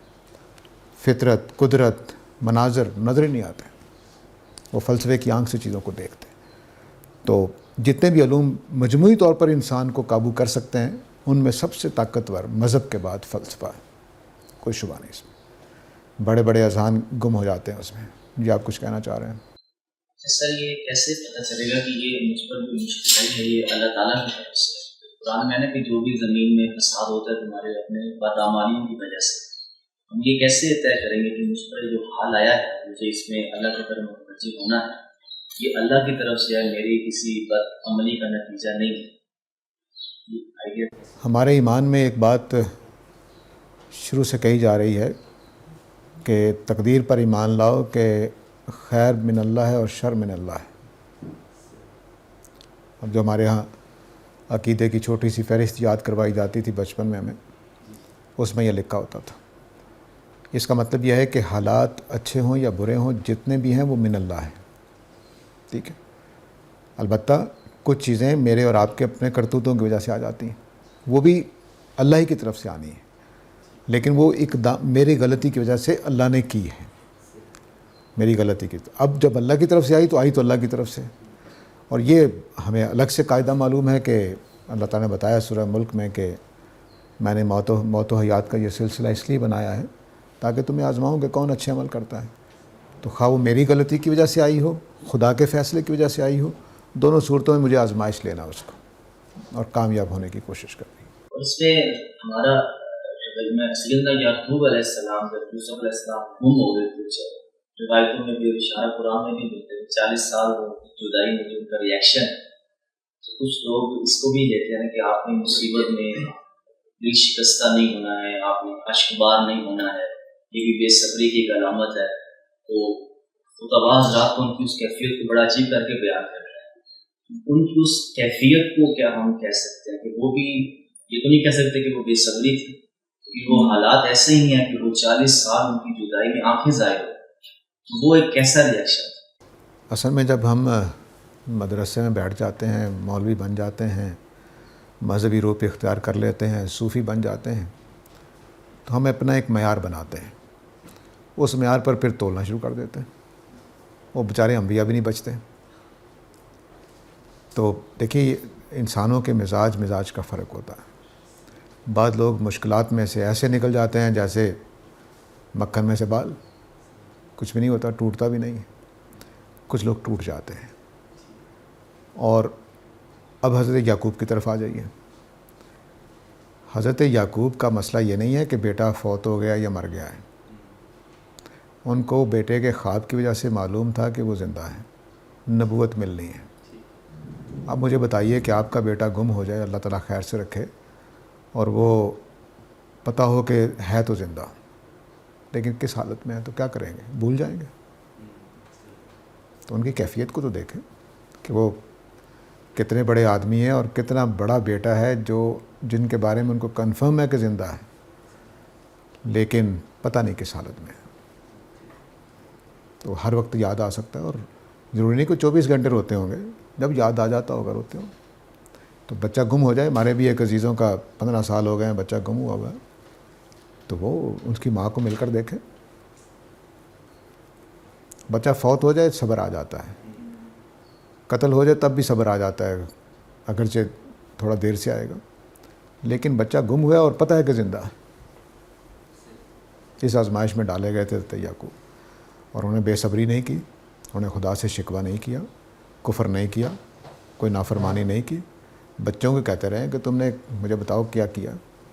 اور بچوں کے ساتھ بھی انہوں نے کیا جملہ دیکھی، ان کا کیا شاندار ہے. اللہ تعالیٰ نے اس لیے نمایاں کیا پھر ان چیزوں کو کہ تم نے جو کچھ کہہ رہے ہو جھوٹ ہے، لیکن میں تمہارے صبر جمیل کرتا ہوں. میں صبر جمیل کا مطلب یہ ہوتا ہے کہ میں برداشت بھی کر رہا ہوں اور تمہارے ساتھ برا سلوک نہیں کروں گا. تو یہ ان کی آزمائش اور طرح کی ہے. آپ نے بیان کیا کہ انسانوں کے بارے میں جو بھی ان پر آزمائش آتی ہے، ان میں یہ صلاحیت ہوتی ہے کہ وہ آزمائش سے نکل سکتے ہیں. لیکن ہم دیکھتے ہیں کہ بعض لوگوں پر ایسی آزمائشیں آتی ہیں کہ اس سے نہیں نکل سکتے، بلا کر وہ کوشش کر لیتے ہیں. تو یہ اس ایسی آزمائشوں سے نکلنے کا کیا طریقہ ہے؟ بڑی اچھی بات کہی آپ نے. دیکھیے بات یہ ہے کہ اللہ نے امتحان تو ڈالا تھا اس لیے کہ وہ سہ سکتا تھا. تو جس طرح ہم آزمائشوں میں، ہلکی آزمائشوں میں ناکام ہو جاتے ہیں، وہ ذرا بھاری میں ناکام ہو گئے، ٹھیک ہے. اور اگر فرض کر لیجئے کہ اللہ تعالیٰ نے واقعی اس کی ہمت سے زیادہ ڈالا تھا بوجھ اس کے اوپر، تو پھر اس کو سزا نہیں ملے گی.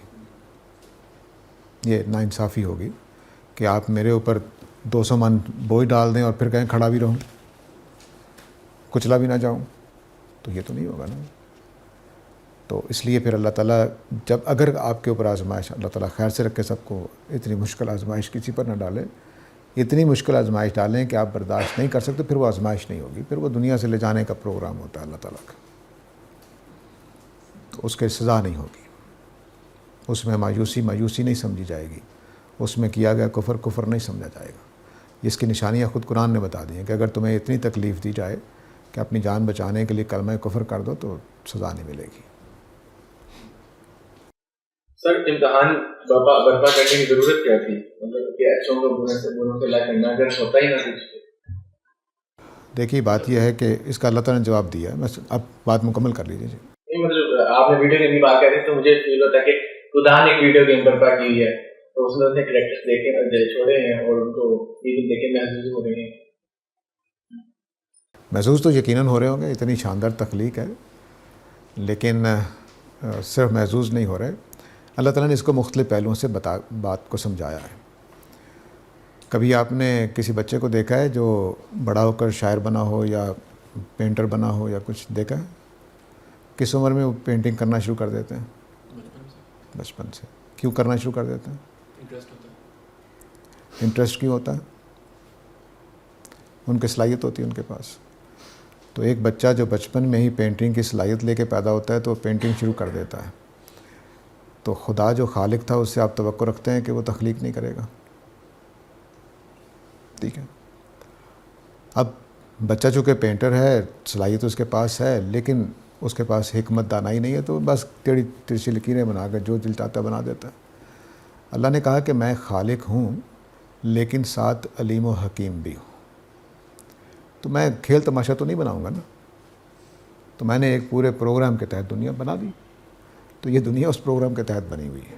وہ پروگرام کیا ہے کہ میرے پاس بے پناہ طاقت ہے، ہر چیز بنا سکتا ہوں، کبھی اس میں خاتمہ نہیں ہو سکتا. تو کیا میں بس ایسے ہی بناتا چلا جاؤں، تو ایسے ہی دیتا چلا جاؤں؟ تو اللہ نے سوچا کہ نہیں، میں ایسی دنیا بناتا ہوں کہ جس میں تھوڑی دیر آزمانے کے بعد پھر جو میری قدرت ہے، نعمتیں دینے کی صلاحیت ہے، رزق دینے کی صلاحیت ہے، میں پھر ان کو ہمیشہ ہمیشہ کے لیے دوں گا جو اس میں کامیاب ہو کر آ جائیں گے. تو یہ ایک حکمت خدا نے سوچی ہے اپنے لحاظ سے. اب آپ کو اس سے حکمت سے اختلاف ہو سکتا ہے، لیکن وہ پھر قیامت والے دن ہی پیش کر سکتا ہے. کیا سر اس سے یہ امکان نہیں کرتا کہ خدا تخلیق کرنے پہ مجبور ہے؟ دیکھیے، خدا کی صفات ہیں، ان کو ظہور کرنا ہے. آپ مجبور کہہ کبھی اسی بات کو بیان کریں گے؟ کہہ سکتے ہیں. اگر کسی ہستی کے اندر صلاحیت، علم کی صلاحیت ہے، تو اپنے علم کی بنیاد پر جان رہا ہے. اب اس کو کہہ لیجئے کہ مجبوری نہ کہیے، بس یہ ہونا ہی ہونا ہے، ہونا ہی. ہر صلاحیت کا ظہور ہونا ہی ہونا ہے. آپ اگر شرارتی ہیں تو آپ کی شرارتوں کا ظہور ہونا ہی ہونا ہے. یہ ہو نہیں سکتا. تو ظہور ہونا ہے. اس کو جبر کہہ لیجئے، مجبوری کہہ لیجئے، وہ ذرا خدا کی ذات کے حوالے سے اچھا نہیں لگتا ہمیں. لیکن بہرحال خدا کی جتنی بھی قوتیں، جتنی بھی قدرتیں، جتنی بھی صفات ہیں، ان کا ظہور ہونا ہی ہونا ہے. ہو نہیں سکتا کہ وہ رہ جائے. جس ہستی میں ہوتا ہے وہ ظاہر ہوتی ہے. نبی کریم صلی اللہ علیہ وسلم دیکھیے کہ ایک نرم مزاج، نرم خو انسان ہے، تو ہر قدم پر منافقوں کے لیے بھی ظاہر ہو جائے گی وہ چیز، کافروں کے لیے بھی ظاہر ہو جائے گی، مومنوں کے لیے بھی ظاہر ہو جائے گی. تو یہ چیز ہوتی ہے. آپ کے اندر جو صلاحیت صفت ہوگی وہ ہر جگہ نظر آتی ہے. اسی طرح سے اللہ تعالیٰ کی بھی صفات ہیں، ان صفات نے ظہور پانا ہی پانا تھا. وہ جو ہمارے یہاں کہانی سنائی جاتی ہے کہ اللہ تعالیٰ اکیلے تھے، تنہائی سے تنگ آ گئے اور خیال ہوا کہ اب کوئی پہچاننے والا بھی ہونا چاہیے، وہ بس کہانی ہے. جو اللہ تعالیٰ نے قرآن میں جواب دیا کہ میں خالق ہوں، میں نے پیدا ہی کرنا تھا، لیکن میں نے حکمت کے ساتھ پیدا کیا کیونکہ میں حکیم بھی ہوں. بس سادہ سا جواب. سر، انسان جیسے ہی اپنی تربیت کی نہج پہ رواں ہوتا ہے، صبر کرتا ہے، آیا کہ اس کی مشکلوں میں اضافہ ہوتا چلا جاتا ہے. تو یہ بھی کہا جاتا ہے کہ اللہ تعالیٰ چاہتا ہے کہ اس کی درجات میں مزید اضافہ ہوتا چلا جائے. مولانا وحید الدین خان صاحب نے ایک جگہ فرمایا کہ آخری اواخر عمر میں انہوں نے فرمایا تھا کہ میں بعض کا سوچتا ہوں کہ اللہ تعالیٰ نے میرا مینٹل ٹارچر کیا ہے. تو کیا جیسے انسان صبر کرتا چلا جاتا ہے اس کی مشکلات میں اضافہ ہوتا ہے؟ دیکھیے، مولانا نے چونکہ ایک بڑے آدمی ہیں اور ان بڑے لوگوں میں سے ہیں جنہوں نے مشکلات بھی بڑی صحیح ہیں. وہ ان علماء میں سے ہیں جنہوں نے خودکشی کرنے کی بھی کوشش کی ہے. تو لیکن بہرحال میں ان سے قطع نظر اپنی بات عرض کرتا ہوں. یہ اس بات کا امکان کی نفی میں نہیں کرتا کہ جتنا آپ امتحان میں کامیاب ہوتے چلے جائیں، آزمائشیں سخت ہو سکتی ہیں. میں اس کے نفی نہیں کرتا، لیکن یہ کہیں بیان نہیں ہوا، اس لیے میں بھی بیان نہیں کر سکتا. نہ میں اس بات کی نفی کروں گا کہ آپ جتنے نیک ہوتے جائیں آزمائشیں کم ہوتی چلی جائیں گی. نہ میں یہ کہہ سکتا ہوں کہ آپ جتنے نیک ہوتے چلے جائیں آزمائشیں زیادہ. میرے پاس اس کا کوئی علم نہیں ہے. البتہ اتنی بات قرآن سے معلوم ہوتی ہے کہ میرے آپ کے جو بھی حالات طے شدہ ہیں ان کے مطابق ہی ہوگا. اب رہ گیا کہ مولانا وحید الدین کا یہ جملہ کہ میرے خدا نے میرے ساتھ ذہنی ٹارچر کیا ہے. میرا خیال ہے کہ یہ دنیا کی سب سے خوبصورت آزمائش ہوگی جو ان پر آئی ہے. اس کے بعد اگر وحید الدین پیدا ہوتا ہے تو میں اس کو یوں سمجھوں گا، اس کتاب میں نے مثال دی ہے کہ اگر 7-8 سال کا 11 سال کا لڑکا جیل میں جانے کے بعد یوسف علیہ السلام بن جائے تو اور کیا چاہیے، عزیز مصر بن جائے تو اور کیا چاہیے. تو اگر کسی ذہنی ٹارچر سے وحید الدین خان پیدا ہوتے ہیں تو کیا بات ہے، کسی ذہنی ٹارچر سے ڈاکٹر اسرار پیدا ہوتا تو کیا بات ہے. ایک بڑا ذہن وجود میں آ گیا. اور یہ یاد رکھیے کہ اس دنیا کی حکمت یہی ہے کہ جتنے آپ امتحان میں سے نکلیں گے اتنے کندن بنتے چلے جائیں گے، جتنی آپ کو آگ لگائی جائے گی اتنے صاف ہوتے چلے جائیں گے۔ اس دنیا کی حقیقت یہی ہے، اس کا ڈیزائن یہی ہے۔ تو جو بچہ، بعض طالب علموں کو میں نے دیکھا ہے وہ خود چیلنج لیتے ہیں پڑھنے کو، سر یہ بتا دیں یہ کیا ہے، سر یہ بتا دیں کیا ہے، مجھے سمجھ نہیں آ رہا، میں نے وہ کتاب کھول لی سمجھ نہیں آئی۔ اور کچھ ہوتے ہیں لیکچر سنا گھر جا کے سو گئے۔ تو جس نے، بعض کا ٹیچر چیلنج بنا دیتے ہیں، میں ویسا ٹیچر نہیں ہوں بدقسمتی سے کہ میں پکی پکائی روٹی کھلاتا رہتا ہوں بچوں کو، یہ بیٹھے بھی ہیں طالب علم بعض، لیکن اچھا ٹیچر وہ ہوتا ہے جو بچوں کے لیے اپنے مضمون کو مصیبت بنا دے۔ وہ پڑھنا پڑ رہا ہے، ان کو رات کو سوتے ہوئے بھی خیال آ رہا ہے کہ اوہو وہ کام کرنا رہ گیا، وہ پڑھنا رہ گیا، یہ کام۔ وہ کچھ بچے خود چیلنج بنا لیتے ہیں۔ تو میرے جیسے ٹیچر سے وہ لوگ کامیاب ہوتے ہیں جو خود چیلنج بنا لیتے ہیں کہ اب ہم نے پڑھ کے رہنا ہے، اور وہ بچے ناکام رہ جاتے ہیں جو چیلنج نہیں بناتے۔ تو چیلنج بن جائے کوئی چیز، یہ دنیا کی سب سے خوبصورت آزمائش ہوتی ہے، سب سے خوبصورت، سب سے زیادہ آپ کو سکھا کر دے کر جانے والی چیز ہوتی ہے۔ تو اس لیے ایسی آزمائشوں کی، مولانا اصلاحی صاحب نے پوچھا تو انہوں نے کہا کہ دیکھو جس آدمی پر لمبے عرصے تک کوئی آزمائش نہ آئے تو اسے فکر مند ہو جانا چاہیے کہ کہیں اللہ نے بلا تو نہیں دیا۔ بات ٹھیک ہے، اگرچہ کہیں لکھی ہوئی نہیں ہے کتاب و سنت میں، لیکن بات ٹھیک ہے، کیونکہ اللہ تعالیٰ چھیڑتے رہتے ہیں تو میرا بندہ ہے کہ نہیں ہے۔ تو وہ چھیڑ جب بند ہوگی تو سمجھ لیجئے کہ اللہ نے بلا دیا ہے۔ تو جس کو جتنی آزمائشیں آئیں گی اتنا ہی وہ بڑا آدمی بن سکتا ہے، سوائے اس کے کہ وہ بھاگ جائے، صبر نہ کرے، اس کو چیلنج نہ قبول کرے، بھاگ جائے، فرار ہو جائے، پھر نہیں بڑا آدمی بن سکتا۔ تو جتنے بھی آپ اٹھا کر دیکھ لیجئے بڑے لوگ جو ہوتے ہیں، خواہ وہ دنیوی مقاصد میں بڑے ہوں، وہ بڑے بڑے چیزوں کو پھر حوصلے کے ساتھ لیتے چلے جاتے ہیں۔ کچھ لوگ ایسے بھی ہوتے ہیں جو بے ایمانی سے آ جاتے ہیں آگے، وہ ایک الگ بات ہے، وہ بھی اللہ نے راستہ رکھا ہوتا ہے، لیکن جو خود محنت سے چیلنجز کو قبول کر کے بڑے بنے ہوتے ہیں، وہ ایک، ان کو پھر آپ شکست نہیں دے سکتے ہوتے ہیں، کیونکہ وہ ہر چیز کو سمجھ گئے ہوتے ہیں، جانچ گئے ہوتے ہیں، خود مضبوط ہو گئے ہوتے ہیں، تو وہ میدان میں پھر گرتے نہیں ہیں جلدی سے۔ اگر اللہ تعالیٰ کی یہ صفت ہے، اللہ تعالیٰ نے یہ دنیا کے امتحان کے لیے بنائی ہے، اور اس دنیا کے بنانے میں پھر اس صفت سے انحراف ہے، ایسا کیوں؟ اچھی بات ہے۔ دیکھیے ماں رحم دل ہوتی ہے نا کہ نہیں ہوتی؟ وہ آپ کو اسکول بھیجتی ہے کہ ٹیچر ڈنڈے مارے، پڑھائے، وہ اپنی شفقت سے محروم کیوں کرتی ہے آپ کو؟ بڑے مقاصد کے لیے کہ آپ کا جوانی، آپ کا بڑھاپا اچھا گزر جائے۔ ایسے ہی اللہ تعالیٰ نے یہ مشکل اس لیے ڈالی ہے کہ آخرت اچھی ہو جائے، اس لیے یہاں پھر عدل نہیں کرتے، وہ تھوڑی دیر کے لیے روک لیا ہوا، لیکن یہ ظاہری طور پر ہے، حقیقت میں یہاں بھی ایک عدل چل رہا ہے۔ حقیقت میں اگر آپ دیکھیں تو پاکستانی کیوں ناکام ہیں؟ کرتوتوں کی وجہ سے۔ امریکن کیوں کامیاب ہیں؟ کرتوتوں کی وجہ سے۔ تو عدل چل رہا ہوتا ہے، لیکن وہ ایسا نہیں نظر آئے گا کہ ہر فرد کے ساتھ نظر آ نہیں، وہ قومی سطح پہ آپ کو نظر آئے گا۔ اگر آپ سارے کے سارے پاکستانی نکمے ہو جائیں تو ترقی رک جائے گی، سارے کرپٹ ہو جائیں تو جو پاکستان کا حال ہے آپ دیکھ ہی رہے ہیں، یعنی کہ آپ کوئی قرض دینے کو بھی تیار نہیں ہے۔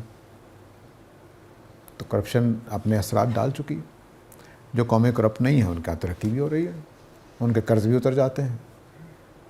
تو یہ وہ سارا کچھ نظر آ رہا ہوتا ہے، ایسا نہیں کہ دکھائے، لیکن میرے اور آپ کے ساتھ یہ عدل ہو کہ بھئی میں نے تو کبھی نماز نہیں چھوڑی، کبھی روزہ نہیں چھوڑا، کبھی میں نے یہ نہیں کیا، اور حالات میرے ایسے ہیں کہ کھانا نہیں مل رہا 2 ٹائم کا، یہ عدل نہیں ہے، یہ آزمائش ہے۔ سر اس میں ایک اور چیز میں یہ ریئلائز ہوتا ہے ماضی میں کہ اللہ نے مجھے آزمایا تھا، لیکن میں اس مشکل سے نہیں گئی، میں حالات کے تابع ہو گیا، عاجز ہو گیا، مجبور ہو گیا، مصیبتوں میں گرتا رہا۔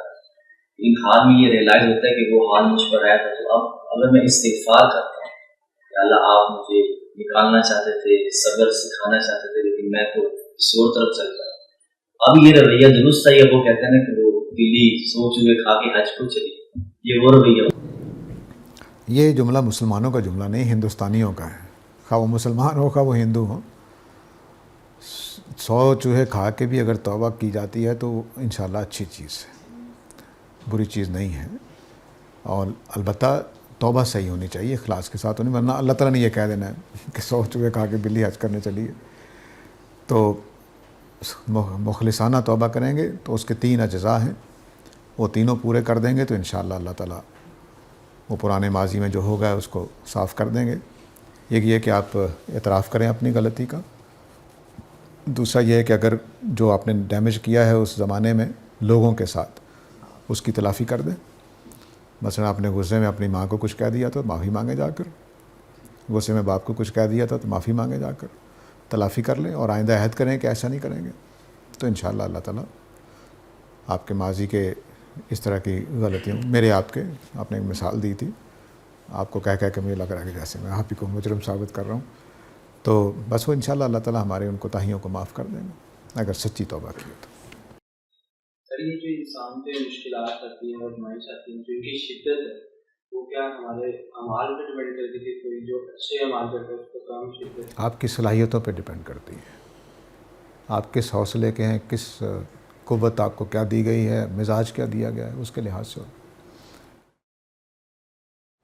اگر آپ اتنے ہی مضبوط ہیں جتنے ابو بکر عمر ہیں تو بدر و احد ہو جائے گی. آپ اتنے مضبوط نہیں ہیں تو نہیں ہوگی. وہ اللہ تعالیٰ نے آپ کی طاقت، آپ کی صلاحیت، آپ کی قوت کے لحاظ سے آزمائش میں ڈالتے ہیں. ایک ہی گھر میں 2 بھائی رہ رہے ہوتے ہیں، دونوں پر مختلف آزمائشیں آ رہی ہوتی ہیں، اور حیرت کی بات یہ ہے کہ پورے گھر پر ایک مشکل آتی ہے، ایک کے لیے اس میں دوسری آزمائش ہوتی ہے، دوسرے کے لیے دوسری ہوتی ہے. تو یہ تقسیم اس طرح سے آپ کی صلاحیتوں کے لحاظ سے کی گئی ہے. اور اللہ نے جو نظام بنایا ہے کہ میں نظر نہ آؤں اور امتحان لوں، تو یہ بھی ہماری تمام انسانوں کی مجموعی صلاحیتوں کی بنیاد پر ہی ہے. اللہ تعالیٰ نے یہ گدھے گھوڑوں کو یہ آزمائش میں نہیں ڈالا، کیونکہ وہ غیب کی باتیں ان کے ہاں شاید یہ تصور نہ ہو کہ غیب میں بھی کوئی چیزیں ہوتی ہیں جو دکھائی نہیں دیتی. تو ہمارے اندر تو دماغ میں پورا ایک خانہ بنایا اللہ تعالیٰ نے کہ جو سپرسٹیشنز کو ڈیل کرتا ہے، عقیدے کو ڈیل کرتا. تو وہ ظاہر ہے کہ خدا نے ہمیں بنائے اس طرح سے. ہم غیب کی چیزوں کا تصور رکھ سکتے ہیں، ان کے نہ صرف تصور رکھتے ہیں بلکہ خود ان کو تراش لیتے ہیں. تو اس وجہ سے خدا نے اپنے آپ کو پردہ غیب میں رکھ لیا، کیونکہ پتہ تھا کہ میں نے صلاحیت رکھ دی ہے، وہ پہنچ جائیں گے. سر جب بندہ پریشانی میں مبتلا ہو جاتا ہے تو سوچنے کی صلاحیت ہوتی ہے جو کم تر ہو جاتی ہے، اور بندے کو ڈر بھی رہتا ہے، اور کسی اور کے بتانے کے علاوہ بھی اس بندے کو اتنا ڈر لگ رہا ہوتا ہے کہ اس کو آگے کی کچھ سمجھ نہیں آ رہی. اس وقت ایک بندے کو کیا کرنا چاہیے؟ یہ کیفیت صرف موت کے خوف کو پیدا کرنی چاہیے، کسی اور خوف کو نہیں. کیونکہ کوئی بھی نقصان اگر اللہ نے آپ کے لیے لکھا ہوا ہے کسی مشکل کے آنے سے، تو وہ آ کر رہنا ہے.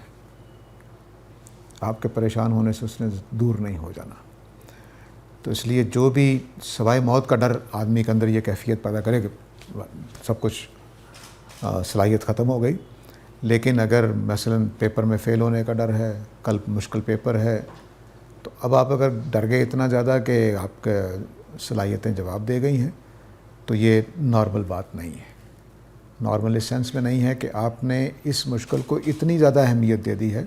اس میں ماحول بھی دخل انداز ہو رہا ہوتا ہے کہ مثلا پاکستانی والدین سارے کے سارے سمجھتے ہیں کہ ہر امتحان میں پاس ہونا بچے کے لیے لازم ہے، پڑھے گا نہیں تو مارا جائے گا. یہ بالکل غلط رویہ ہے. تمام بچے پڑھنے کے لیے پیدا نہیں کیے جاتے ہیں. اس طرح تمام بچے سارے کاموں کے لیے نہیں پیدا ہوتے ہیں. ہمارے یہاں وہ دیکھو کتنا پڑھ گیا، تم نے کیا کیا؟ وہ پڑھنے کے لیے پیدا کیا گیا، میں پڑھنے کے لیے بھی پیدا کیا گیا. تو اس لیے جتنی بھی مشکلیں ہیں ان کو اس معنی میں دیکھیں کہ کیا میرے پاس یہی راستہ ہے کہ میں پڑھوں گا تو تبھی کامیاب ہوں گا؟ نہیں، ایسا نہیں ہے. تو مشکلات کو صرف یہ دیکھیں کہ اگر کوئی مشکل آ رہی ہے تو خدا کا فیصلہ ہے، انشاءاللہ میرے لیے بہتر ہوگی، گھبرانے کی کوئی ضرورت نہیں. اور اگر تھوڑی دیر کے لیے تکلیف میں سے گزروں گا تو وہ مجھے کچھ دے کر جائے گی. اس کتاب کا میں نے مقصد، اس کتاب کے اوپر ایک بڑا دلچسپ واقعہ ہوا کہ کتاب جب چھپ کے آئی تو جس دن چھپ کے آئی اس دن میں ہسپتال میں تھا گردے کے کڈنی کے آپریشن کے لیے. تو ہمارے ایک دوست تھے آغا طارق صاحب، انہوں نے کہا اب سمجھ آ گئی ہم پر مشکلیں کیوں آتی ہیں تو مشکلات کو اس طرح سے لینا چاہیے، وہ خدا کے انعام ہیں، وہ کوئی بری چیز نہیں ہے۔ تو آپ کی صلاحیتیں اس لیے ختم ہو جاتی ہیں کسی بھی آدمی کی کہ ہم مشکل کو مشکل کے معنی میں لے رہے ہوتے ہیں، نہیں، وہ خدا کا تحفہ ہے، اس کو گفٹ کے طور پر لیں۔ اور والدین کو تربیت کرنی چاہیے۔ میری ایک ہے پروگرام کے اندر کہ المورد میں پیرنٹنگ کے لیے جو اچھے کورسز ہیں وہ رکھے جائیں۔ پاکستان میں پڑھنے لکھنے کے سوا میدان ہی کوئی نہیں لوگوں کے لیے، یہ بہت افسوسناک بات ہے۔ اور اتنے باصلاحیت بچے صرف اسی وجہ سے نکمے قرار پاتے ہیں کہ وہ فیل ہو رہے ہیں، اچھے نمبر نہیں لے رہے، جبکہ ان کی دوسری صلاحیتیں وہ جینیس ہوتے ہیں، ان کی قدر ہی کوئی نہیں ہوتی۔ تو اس لیے میرا خیال ہے کہ باقی دنیا نے جو اچھا فیصلہ کیا ہے کہ بس اصل تعلیم پرائمری تک ہے، اس کے بعد اپنے اپنے مزاج، اپنی اپنی صلاحیت کے مطابق فیلڈ چننے چاہیے اور کام کرنا چاہیے۔ تو مشکلیں اس لیے ہمیں پریشان کرتی ہیں کہ ماں کا ڈر ہوتا ہے، باپ کا ڈر ہوتا ہے، بہن بھائیوں کا ڈر ہوتا ہے، وگرنہ کوئی مشکل کوئی ڈر کی چیز نہیں ہے۔ تو اپنا یہ ذہن تبدیل کریں کہ مشکلیں ڈراؤنی چیز ہیں، کوئی ڈر نہیں، اور آپ کے چہرے پر لکھا ہوا ہے کہ آپ باصلاحیت آدمی ہیں، بڑے کام کر سکتے ہیں، تو گھبرانے کی کیا بات ہے۔ اللہ نے آپ کو 2 ہاتھ دیے ہیں، ایک بہت بڑا دماغ دیا ہے، پاؤں دیے ہیں، تو ساری مشکلوں سے ہم نکل سکتے ہیں۔ تمام انسان دنیا میں خواہ وہ موچی ہو جلاہا ہو، وہ جینیس پیدا ہوتا ہے اپنے میدان کے لیے، لیکن ہم اس کو جلاہا بنا دیتے ہیں۔ جلاہا موچی کو بری چیز نہیں ہے، میں ایسے اللہ تعالیٰ معاف کرے مثال دے رہا ہوں۔ ایک تو ہمارے ہندوستانی پاکستانیوں کا یہ بڑا مسئلہ ہے کہ پیشوں کو عزت کا معیار سمجھتے ہیں ہم، تو اس کی وجہ سے یہ محاورے بنے ہوئے ہیں۔ تو یہ محاورے کے طور پر میں بول رہا ہوں، جلاہے بھی اتنے ہی عزت کے لائق ہیں جتنے ڈاکٹر اور انجینئر، کوئی کمی نہیں ہے، لیکن بہرحال محاورے کے اعتبار سے میں نے بولا ہے، پیسے نہیں۔ تو ایک تو یہ چیز ہے۔ دوسری یہ چیز سمجھیے کہ مشکلات خدا کی طرف سے آئی ہیں، اور میں نے اس میں لکھا ہے کہ آپ کو اللہ نے چنا ہے اس مشکل کے لیے، آپ اس مشکل کے لیے اللہ کا چناؤ ہیں کہ میں نے اپنے بندے کو اس آزمائش میں ڈالا ہے۔ تو یہ تو بڑے اعزاز کی بات ہے کہ اللہ تعالیٰ نے مجھے چنا ہے، گھبرانے کی کیا بات ہے۔ سر صحابہ پر ایک مشکل آئی تھی تو اس پر اللہ تعالیٰ نے اپنی کیفیت کو بیان کرنے کے لیے اپنے پاس بیان کی تھی۔ آج کل ہم لوگوں کو دیکھتے ہیں کہ وہ مصیبت سے نکلنے کے لیے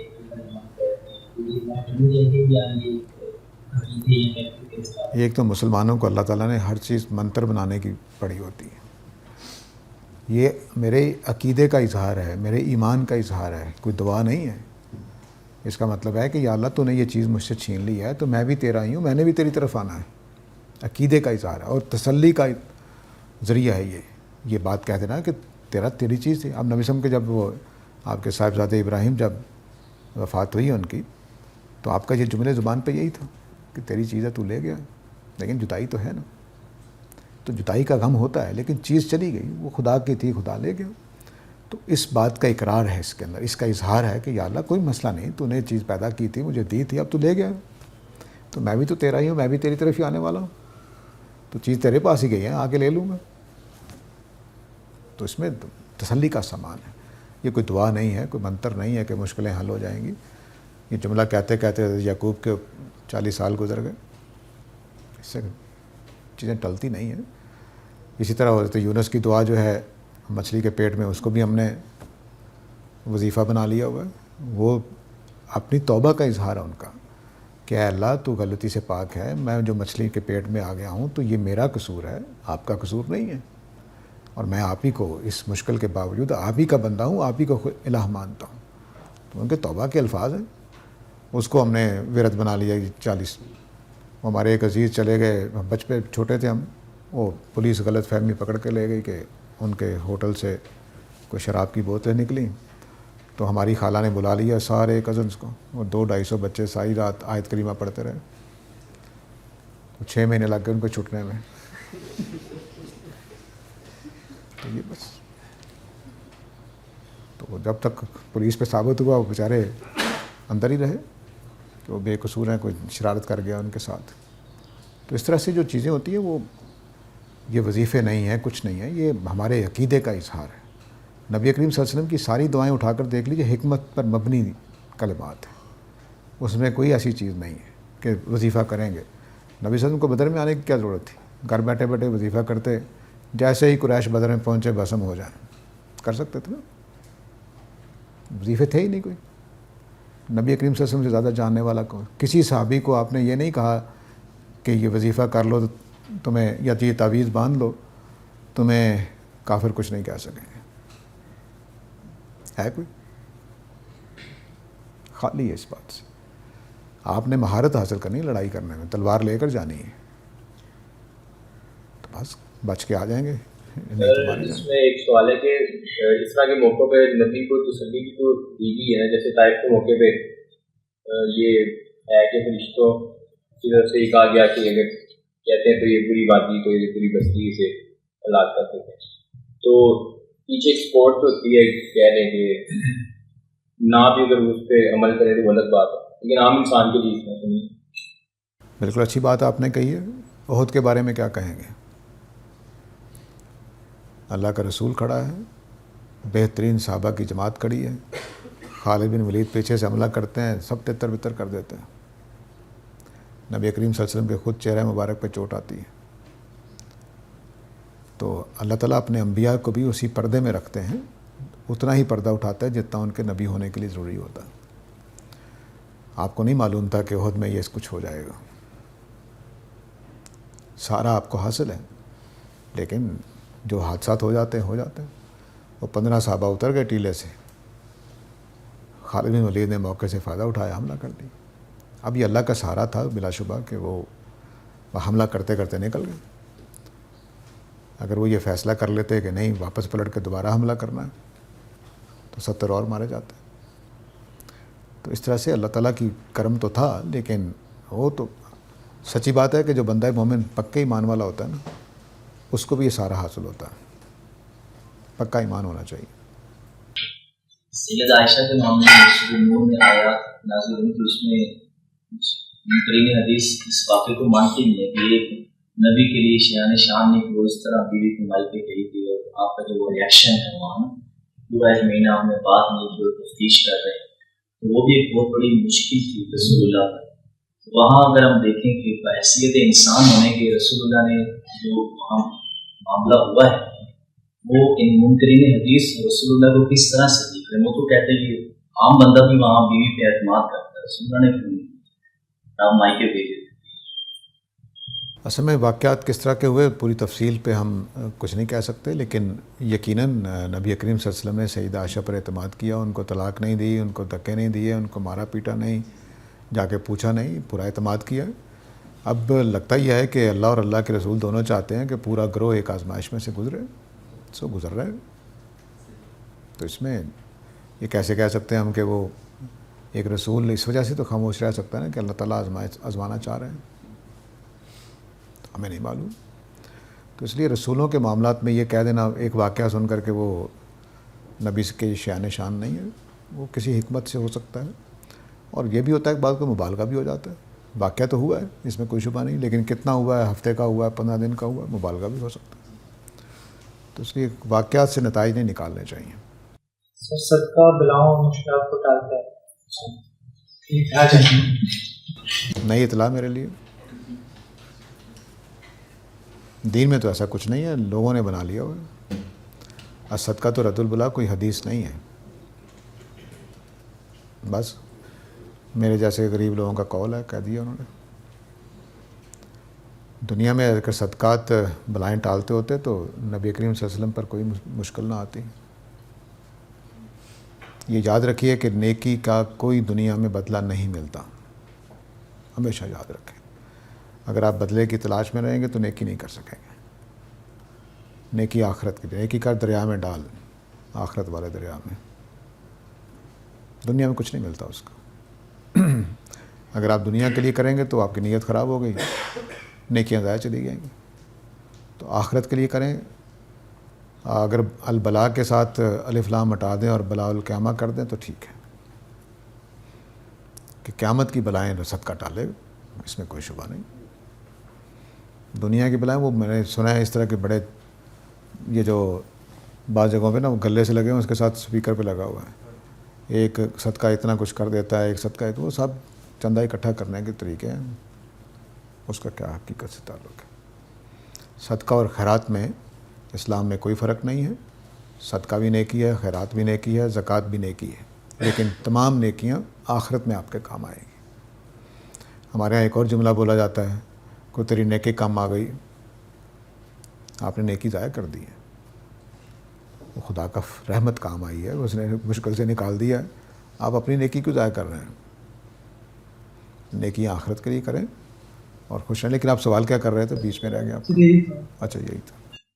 سر شاکلہ ڈیولپ انسان کا ہوتا ہے اس کے ماحول کی وجہ سے، اس کا بھی داخلی لیول بھی ہے، یعنی جینیٹک کمبینیشن جو ہے اس کا بھی کردار ہوتا ہے سر؟ جی بہت ساری چیزیں ہیں.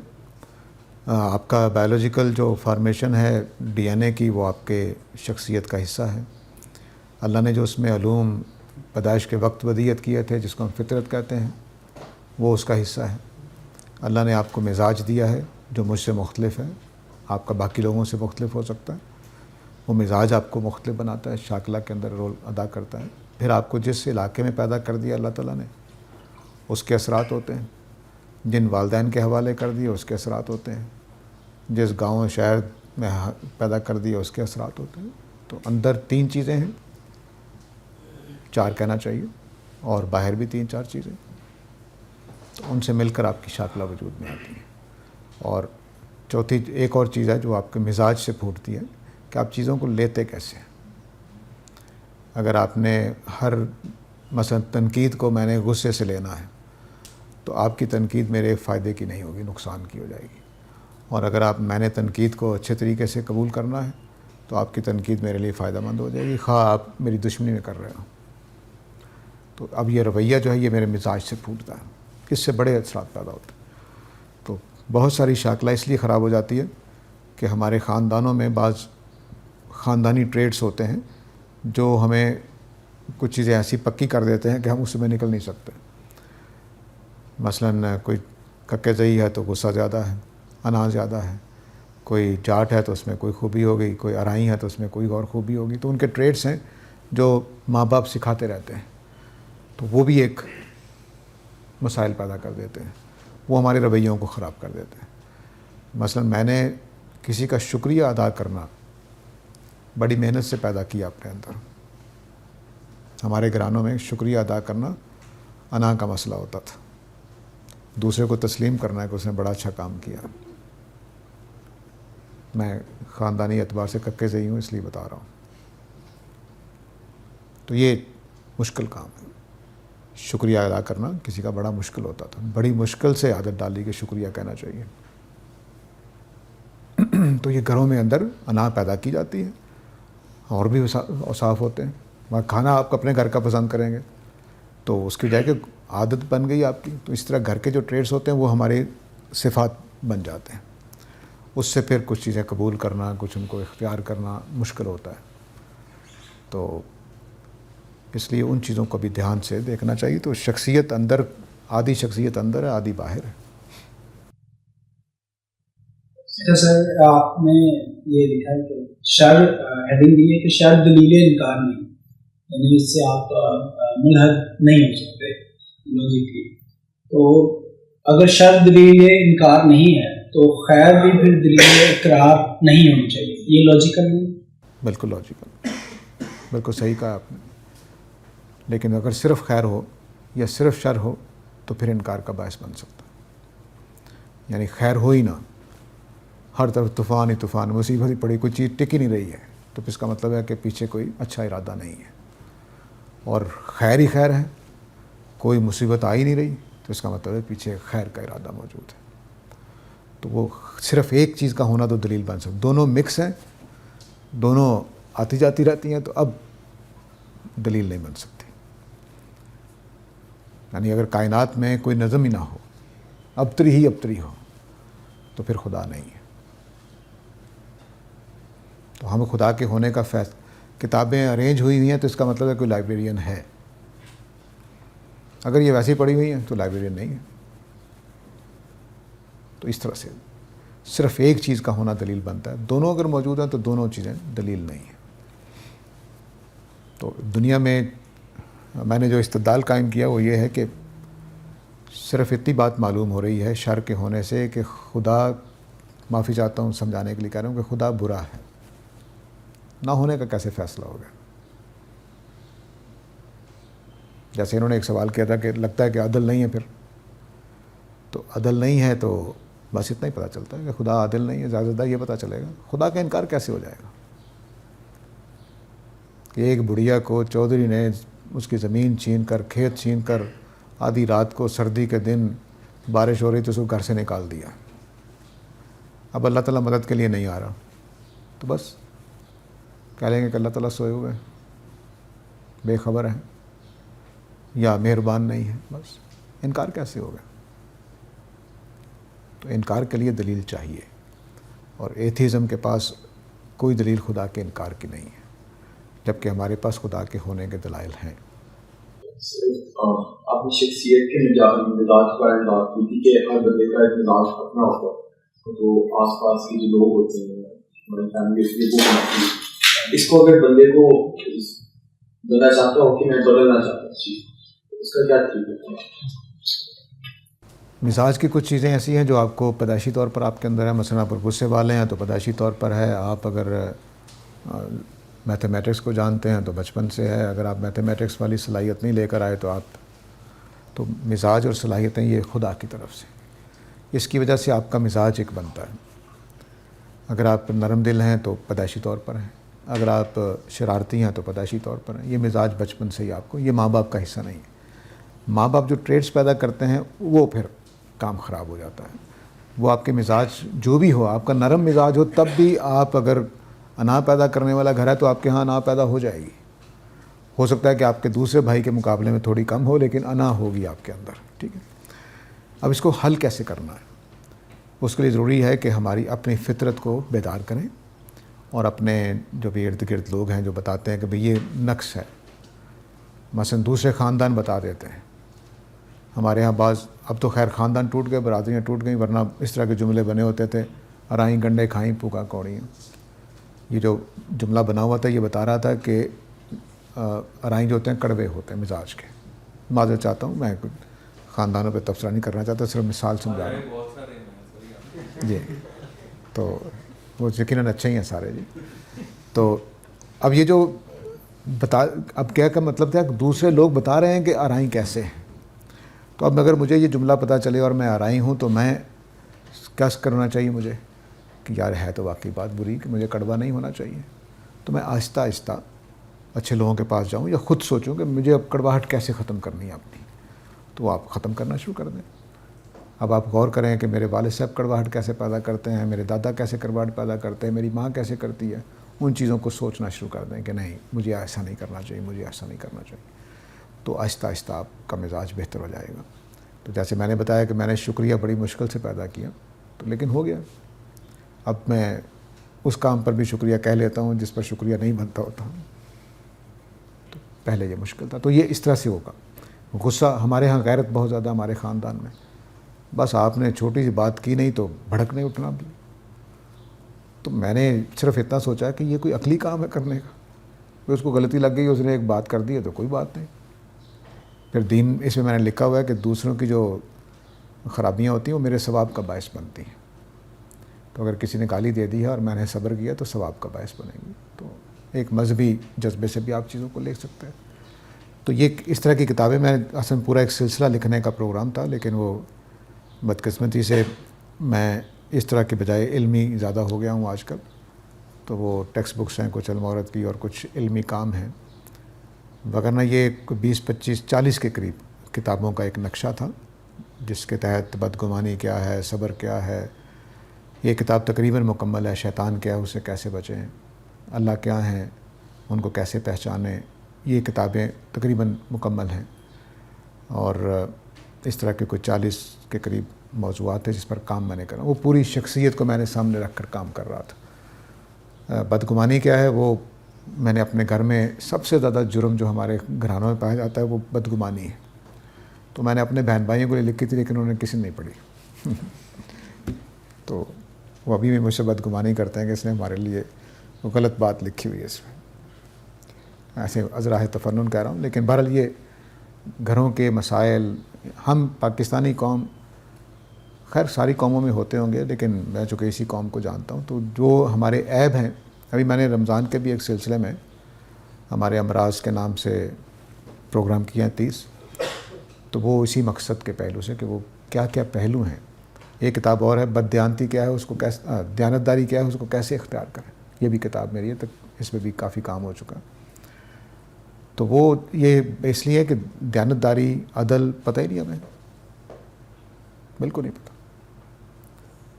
میں نے کئی دفعہ یہ واقعہ سنایا ہے سننے والوں کو کہ میں ایک دن فجر کی نماز پڑھ کے نکلا تو میں وہ ایک پارک میں، مسجد تھی، میں نے اس کا دروازہ ایک پارک میں کھلتا تھا، تو نماز کے بعد اکثر نمازی اس میں واک کرنے لگ جاتے تھے، تو میں بھی اس پیچھے پیچھے.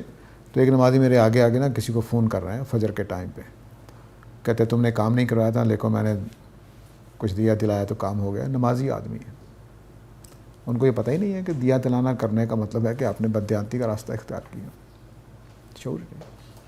تو ان چیزوں کو بیدار کرنا یہ لازم ہے. چوری کر کے، نقل کر کے، ہم نے یونیورسٹی میں، معذرت چاہتا ہوں، پی آئی ڈی ماسٹرز اور بی ایس، ایم ایس اور پی آئی ڈی کا پروگرام شروع کیا ایک نجی یونیورسٹی میں. تو وہاں طالب علم کچھ مدارس کے بھی تھے، تو انہوں نے زیادہ نقل کی. تو میں نے کہا بھی تم لوگ تو باقی جو ادھر ادھر سے آئے ہیں اسکولوں سے، ان کو تو کہتے ہیں ہمارا دین ہے ہی نقل پر مبنی.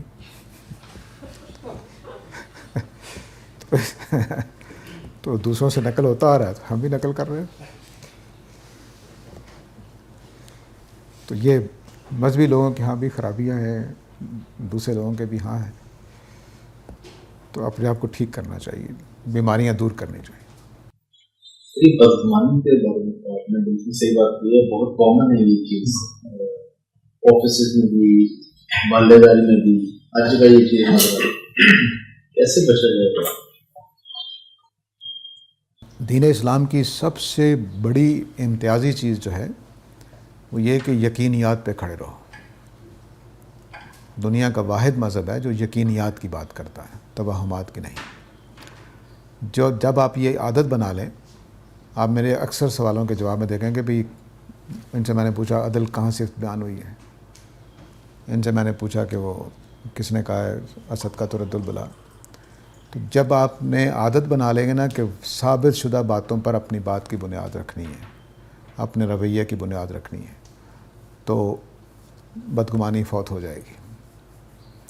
ہمیں عادت ہی یہ ہے، گھروں میں بھی عادت ڈالی ہے، مذہب نے بھی یہی عادت ڈالی ہے، مسجد نے بھی یہی عادت ڈالی ہے کہ بات ثابت ہے یا نہیں ہے بس بیان کرتے رہو.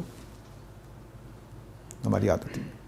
تو ہم غیر ثابت شدہ باتوں کو مانتے رہتے ہیں اور اپنے خیالات کو، یہ پاکستانیوں کا بڑا اعلیٰ وصف ہے کہ یہ سب سے اچھے ڈاکٹر ہیں، سب سے اچھے مشورہ دینے والے ہیں. آپ بیماری کا ذکر کریں نہ کریں، بس ہلکا سا آپ کرا دیں، اس کے بعد 200 نسخے آپ کے سامنے آ جائیں گے. تو یہ سمجھتے ہیں کہ میں بہترین ڈاکٹر ہوں. تو اب جب آپ نے ایک حرکت کی تو میں نے اب گمان جو میں نے کیا ہے اس کو میں نے سچائی سمجھنا ہے. یہ بڑی بدقسمتی ہے. خیال آپ کے دل میں پیدا ہوگا، سچائی کیسے ہو گئی؟ اور بعض خیالات ایسے ہوتے ہیں کہ دونوں باتوں میں، اس کی حرکت میں اور آپ کے دل میں جو خیال پیدا ہو کوئی تعلق ہی نہیں ہوتا. ماروں گھٹنا پھوٹے آنکھ والی صورتحال ہوتی ہے. لیکن اس کے اوپر یقین کر کے ہم رشتے توڑاتے ہیں، ذلیل کر دیتے ہیں دوسروں کو. تو جب تک بات صاحب قرآن میں جس نے 2 حکم دیے ہیں کہ لا تقف ما لیس لک بہ علم، اس چیزوں کے در پہ نہ ہوا کرو جس کا ثبوت تمہارے پاس نہیں ہے. اور پھر یہ کہا کہ اگر کوئی بات تمہارے پاس خبر لے کر آئے تو اس کی تحقیق کرو، اس کے بغیر اقدام نہ کرو. ایسا نہ ہو کہ اقدام کر دو پھر بعد میں پچھتانا پڑے. تو سوچنا بھی نہیں چاہیے. بدگمانی گناہ ہے، تو ہمیں غلط باتیں سوچنی بھی نہیں چاہیے دوسروں کے بارے میں، نہ خدا کے بارے میں، نہ رسول کے بارے میں، نہ ارد گرد رہنے والے لوگوں کے بارے میں. جب بات ثابت، اور یہ بات آپ کا دیکھ لینا بات ثابت نہیں کرتا. ہمیشہ یاد رکھیں کہ آپ نے کسی کو، مثلاً ایک ادارے میں کام کرتا تھا تو میں باہر نکلا تو ایک ملازم نے فٹافٹ چیز جیب میں ڈال دی کوئی. اللہ مجھے معاف کرے، میں نے خیال کیا کہ اس نے کچھ چیز چوری کی ہے، تو میں نے اوپر اطلاع کر دی کہ اس طرح میں نے دیکھا ہے، تو وہ تحقیقات شروع ہو گئی. مجھے کچھ اندازہ ہی نہیں ہوا کہ اتنا سخت ہو جائے گا. اس کی جیب میں سے اپنی جو بدبودار جرابیں نکلیں اور کچھ بھی نہیں نکلا. بدقسمتی ہے. میں نے خیال کیا کہ پتہ نہیں ادارے کی چیز اپنی طرف سے خیر خواہی کی ادارے کی، لیکن اس شخص کا میں نے کتنا نقصان کیا. تو اس لیے بہت احتیاط کرنی چاہیے. آپ بالکل ظاہری طور پر چیزوں کو دیکھ لیں، تب بھی تحقیق کیے بغیر کوئی اقدام نہ کریں. ابھی آپ کی بات کر رہے ہو فون پہ کہتے ہیں میں نے کوئی دیکھ رہا ہے، لیکن ہمارے یہاں یہ سوسائٹی میں معاشرے میں ٹرینڈ سیٹ ہو گیا کہ جب تک آپ کچھ دے دلائیں نا آپ کو کام نہیں ہو سکتا. ہمیں تو پنجابی مسلم رہتے ہیں تو اس چیزوں سے کافی واقع پڑ رہتا ہے کہ جیسے آپ 5 چکر میں کہیں 10 چکر میں آپ کو آگے بیٹھے ہوئے جو ملازمین ہیں آپ کو ذکر کرتے ہیں. لیکن جو آپ نے کچھ زیادہ بھی کسی جواب کی طرف سے پولیٹیکل ریفرنس لیا، ریفرنس کے بغیر یہ کہ یہ لگ کیا کام جو ہے نا آپ کو ہوتا نہیں ہے، تو آپ کو پروسیس میں کہہ رہے تھے اس سلسلے میں کیا ہے؟ تو آپ سارے طالب علم مل کر اکٹھے ہوں کہ ہم ایسا نہیں کریں گے، اعلان کر دیں، ہر جگہ لکھ کر لگا دیں، سارا سٹاف ٹھیک ہو جائے گا. ہمارے ایک کالم نویس ہیں، وہ گئے جاپان میں، تو کہتے ہیں کہ میں ایئرپورٹ سے اترا تو مجھے دوست نے لیا، تو وہ ہر موڑ پر ایک بینر لگا، اس پہ ڈبل روٹی بنی ہوئی ہے. تو کہتے ہیں میں جب 7-8 دیکھ لیے بینر، تو میں نے اپنے اس میزبان سے پوچھا کہ یہ کیا چکر ہے. انہوں نے کہا کہ یہ ڈبل روٹی جس کمپنی کی ہے اس نے 1 ین بڑھا دی ہے قیمت اس کی، تو اب انہوں نے لکھ کے لگایا ہوا ہے کہ ہم یہ نہیں خریدیں گے، اور پورا جاپان نہیں خریدے گا. چنانچہ کل دیکھنا کہ قیمت نیچے آ جائے گی. تو میں نے کہا یہ ظلم نہیں ہے کمپنی والوں پہ، ان کو نقصان ہے. کہتے ہیں نہیں، یہ بینر لگا ہے تحقیق کے بعد کہ باقی ڈبل روٹی میں 1 ین کا اضافہ نہیں ہونا چاہیے، آدھے ین کا ہو سکتا ہے. تو دیکھو انہوں نے آدھا ین ہی لکھا ہوا ہے کہ آدھا ین بڑھائیں بس. تو یہ ہم کیا کرتے ہیں، ہم حالات کے حوالے کر دیتے ہیں اپنے آپ کو. اچھے لوگ اپنے آپ کو حالات کے حوالے نہیں کرتے. تو آپ لوگوں کو چراغ جلانا چاہیے. پنجاب یونیورسٹی میں جل گیا تو انشاءاللہ ارد گرد لوگوں کو بھی شعور ہو جائے گا. ابھی ہمارے یہاں رمضان میں پھل مہنگا ہوا تو لوگوں نے کہا جی پھل نہ خریدیں، پھل نہ خریدیں، سستا ہو جائے. تو کتنے لوگوں نے اس پر عمل کیا ہوگا. لیکن پھل ہی کیوں، غریبوں کی چیزیں سستی ہونی چاہیے کہ امیروں کی چیزیں سستی ہونی چاہیے. تو یہ ہماری قوم کے شعور کا مسئلہ ہے. مل جائیں، مل کر اکٹھے ہو جائیں، آواز لگائیں. آج آپ کے پاس 5 لوگ ہیں، کل 10 ہو جائیں گے، 20 ہو جائیں گے، لوگ ٹھیک ہونا شروع ہو جائیں گے. ہم برائی کو قبول کر کے چل پڑتے ہیں. سر اکثر کہا جاتا ہے کہ یہ کسی کے برے مارتے اس کے سامنے آتے ہیں، اسی لیے بن جاتا ہے. اس کا بھی کوئی یہ اس کا امکان ہے کہ کسی کے برے اعمال کی سزا اللہ تعالیٰ دنیا میں دینا چاہتے ہیں تاکہ وہ توبہ طائب کر لے، ٹھیک ہو جائے، آخرت کے لیے اپنے عمل کو درست کر لے. تو یہ امکان ہے اس بات کا. نہیں، کچھ پتہ نہیں چلتا. آپ کا اگر آپ آخرت کے لیے جی رہے ہیں تو ہر مصیبت کو اسی معنی میں لیں گے، ہر مصیبت کہ کہیں میرے کسی گناہ کی سزا تو نہیں ہے. میں آپ کو اپنا واقعہ سناتا ہوں. ایک زمانے میں سائیکل پہ میں سلطان پورہ سے مال ٹاؤن آتا تھا المورد میں پڑھنے کے لیے. تو میں سائیکل بڑی اچھی چلا رہا تھا فیروز پور روڈ پہ. وہ گاڑیوں کی دیر ہو رہی تھی، میں بیچ میں سے نکول کے پہنچ رہا تھا. ایسے ہی خیال آیا کہ بڑی اچھی سائیکل چلانے لگ گیا ہوں. آگے اتنا سا روڈ آیا، اس پر چڑھا اور میں گر گیا. اللہ تعالیٰ نے فوراً بتا دیا. تو میں نے کہا یا اللہ، تو یہ بعض اوقات اللہ تعالیٰ اس سے پکڑ لیتا ہے، بعض اوقات نہیں پکڑتا. تو یہ آدمی کو خود سوچنا چاہیے کہ کیا معاملہ ہے، کیسے ہو گیا. تو ہر آزمائش کو دونوں پہلوؤں سے دیکھنا چاہیے کہ صرف اللہ کی طرف سے آزمائش ہے یا میرے کسی گناہ کی وجہ سے آئی ہے. میں نے اس میں بیان کیا اس نقطے کو. یہ جو اسکیم ہے کہ جو کچھ ہمارے ساتھ ہوتا ہے وہ اللہ کی طرف سے ہوتا ہے اور وہ کر رہے گا، اور اس میں کوئی خیر کا پہلو ہے. یہ چیز ہے. دوسرا یہ کہ یہ انتخاب بھی اللہ کا ہے، غربت کے لیے، امانت کے لیے، عزت و شرف کے لیے یا کمی کمین کے لیے. یہ اللہ تعالیٰ کی سلیکشن. تو اس میں انسان کا جو اختیار ہے، جو اس کی اسٹرگل ہے، جو اس کی صلاحیت ہے، اس کی گنجائش تو بہت کم ہو جاتی ہے. اور اگر یہ واقعی اللہ کا سلیکشن ہے تو پھر شاید اسٹرگل بھی نہیں کرنی چاہیے. اچھی بات ہے، آپ نے تقدیر کو چھیڑنے کی کوشش کی ہے. دیکھیے، ہمارا آخری سوال ہوگا آج کا، اس کے بعد اچھا تو جواب دینے کی ضرورت نہیں ہے. تو دیکھیے، بات یہ ہے کہ جو سمجھیے کہ اچھے برے حالات، اچھے برے واقعات یہ تقدیر ہیں. میرا رویہ اس میں وہ میرا امتحان ہے. تو اگر میرا رویہ ٹھیک ہے تو اچھے برے حالات میں کامیاب ہو گیا. اگر میرا رویہ ٹھیک نہیں ہے تو میں ناکام ہو گیا. تو میں رویے میں پوری طرح آزاد ہوں. بس کرنا مجھے کچھ نہیں ہے، صرف رویہ ہی اچھا رکھنا ہے. تو میرے اوپر آزمائش آ گئی ہے تو میں برا انسان نہیں بنا، برے رویے اختیار نہیں کیے، برا موقف اختیار نہیں کیا، بس کامیاب ہو گیا. جو کچھ ہو رہا ہے وہ تو ہوتے رہنا ہے، اس کو میں نہیں روک سکتا. نہ وہ میری نیکی بدی کے ساتھ جڑا ہوا. ایسا نہیں ہے کہ میں اگر نیک ہوتا تو ارب پتی ہوتا، یا نیک ہوتا تو امریکہ کا پریزیڈنٹ ہوتا. ایسا نہیں. نہ میں بد ہونے سے میری کوئی محرومی ہوتی کہ اگر میں برا ہوتا تو بھوکا مر رہا ہوتا. نہیں. تو جو کچھ میرے ساتھ ہو رہا ہے وہ لکھی ہوئی تقدیر کے مطابق ہے. میں اس میں صرف اتنا ہے کہ ادھر ہوا کا تھپیڑا آیا تو میں نے کیا کیا، ادھر ہوا کا تھپیڑا آیا تو میں نے کیا کیا. میں نے کیا کیا اس میں پوری طرح آزاد ہوں. اس میں کوئی پابندی نہیں ہے، کوئی قدغن نہیں ہے رویے کے اعتبار سے. اب وہ رویے کے بعد آپ نے جو کام کرنا ہے وہ ہوتا ہے کہ نہیں ہوتا، وہ اللہ کے کنٹرول میں ہے. تو مثلا میں نے معافی مانگنے نکل پڑا. اب بھائی کے میں نے غلطی کی تھی، بھائی کے ساتھ معافی مانگنے نکل پڑا، اللہ تعالیٰ نے اٹھا لیا راستے میں، تو بس میری معافی ہو گئی، میرا رویہ ٹھیک ہو گیا. اب وہ معافی مکمل ہوتی ہے کہ نہیں، بھائی میرا معاف کرتا ہے کہ نہیں، میری طرف سے بات مکمل ہو گئی. میں نے اپنی طرف سے کام کر دیا، بس میں اس میں آزاد ہوں. جہاں میں آزاد نہیں ہوں وہاں میرا امتحان بھی نہیں. بس میں اپنی شکل میں آزاد نہیں ہوں، اپنے رزق میں آزاد نہیں ہوں، اپنے ملک کہاں پیدا ہونا ہے اس میں آزاد نہیں ہوں، کل میں کہاں چلا جاؤں گا میں اس میں آزاد نہیں ہوں. تو اس میں میرا امتحان بھی نہیں. جہاں میں آزاد ہوں وہاں میرا امتحان ہے. اسی کی کوشش کرنی ہے. اس لیے قرآن مجید نے یہ نہیں کہا کہ تمہارے نیک اعمال کی وجہ سے تمہیں کامیابی ملے گی. یہ فرمایا کہ لیس للانسان الا ما سعی.